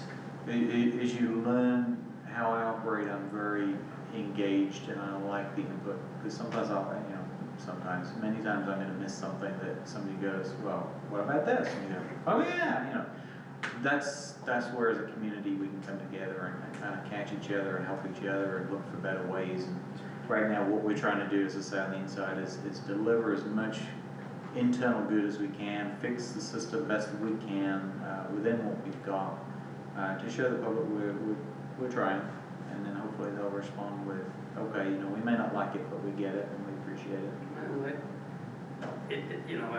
It's like Roddy said, utilities water system in Springfield, I mean, it lost money, obviously, and obviously you want your companies to make money, that's what we're in business for, so it will take some time, but I think you guys are on the right track. I think it's just gonna be a little bit of pushing up the road, to find it, and then when the time's right, then you can start really throwing at it. Yeah. I'm hoping my major project, their major project is I&I. My major project is trying to see if we can find a mechanism to fund getting B-94 connection completed with as little out of the city's pocket as we can get by with. So I'm kind of going down that route right now. I've got a government relations guy coming in Monday to talk to the board about how they can help us in Jeff City, kind of talk to the right people and make sure that Willard is not forgotten when the budget's written. Whether that's successful or not, I don't know, but I figure if we throw everything we can at it and we're unsuccessful, we know it's not because we didn't try. But that's kind of the approach we're trying for. Well, what did it take for you guys, I know, aren't you getting ready to come off the lagoon, you're gonna lay a line over to that? That's going to be, lift I station? hope, hugely beneficial for the city to create some growth and again feed the system. One thing we've talked about is let's look at the I&I in the Meadows area so we make sure, since it's so small, it's as tight as possible before we hook it into the new system. And essentially, we have a system, in theory, we don't have to worry too much about other than making sure it's not leaking somewhere. There you go. Then we can refocus back on the north, so, that should permit growth. What a lot of people don't realize is there is a lot of interest in joining Wood. We've had commercial interest, we've had development interest, we've tried to be creative, we thought we almost had a win on one of them, but it comes back to the sewer system. Sure does. As I understand it, Republic went through the same phase, maybe it's still to some degree, but once they started figuring it out, then they were able to grow and be proactive with that. We're trying to get there to where we can be part of that conversation instead of just seeming like we're anti-growth when really we're just Well, anti-flooding the system. Takes some time. It does. It They does. gotta give you a little bit of breathing room here, you know, but Yeah, being creative like you guys are talking, and I think you're on the right track, and eventually it will get there. It just takes a lot of us to work together, and I'm telling you, it can happen, it just, we all gotta keep on the track. no, there's truth to it takes a village. Yeah. There's a lot of truth to that. It sure does. Does anybody have any last thoughts? That was the only kind of side remark I had, was just to let you know the rates stuff was coming, or at least a financial report was coming. I can't think of any really exciting news that Chair and Trevor are really doing. Okay, do we have any new business, any unfinished business? Nobody, anything? Okay, well, I will entertain a motion to adjourn the meeting. Make that motion. We have a motion, I need a second. Did we get a second? Oh, you did. Yeah, Okay. I think Have a motion, Brian did. second, all in favor say aye. Aye. Opposed? Motion carries, we are adjourned.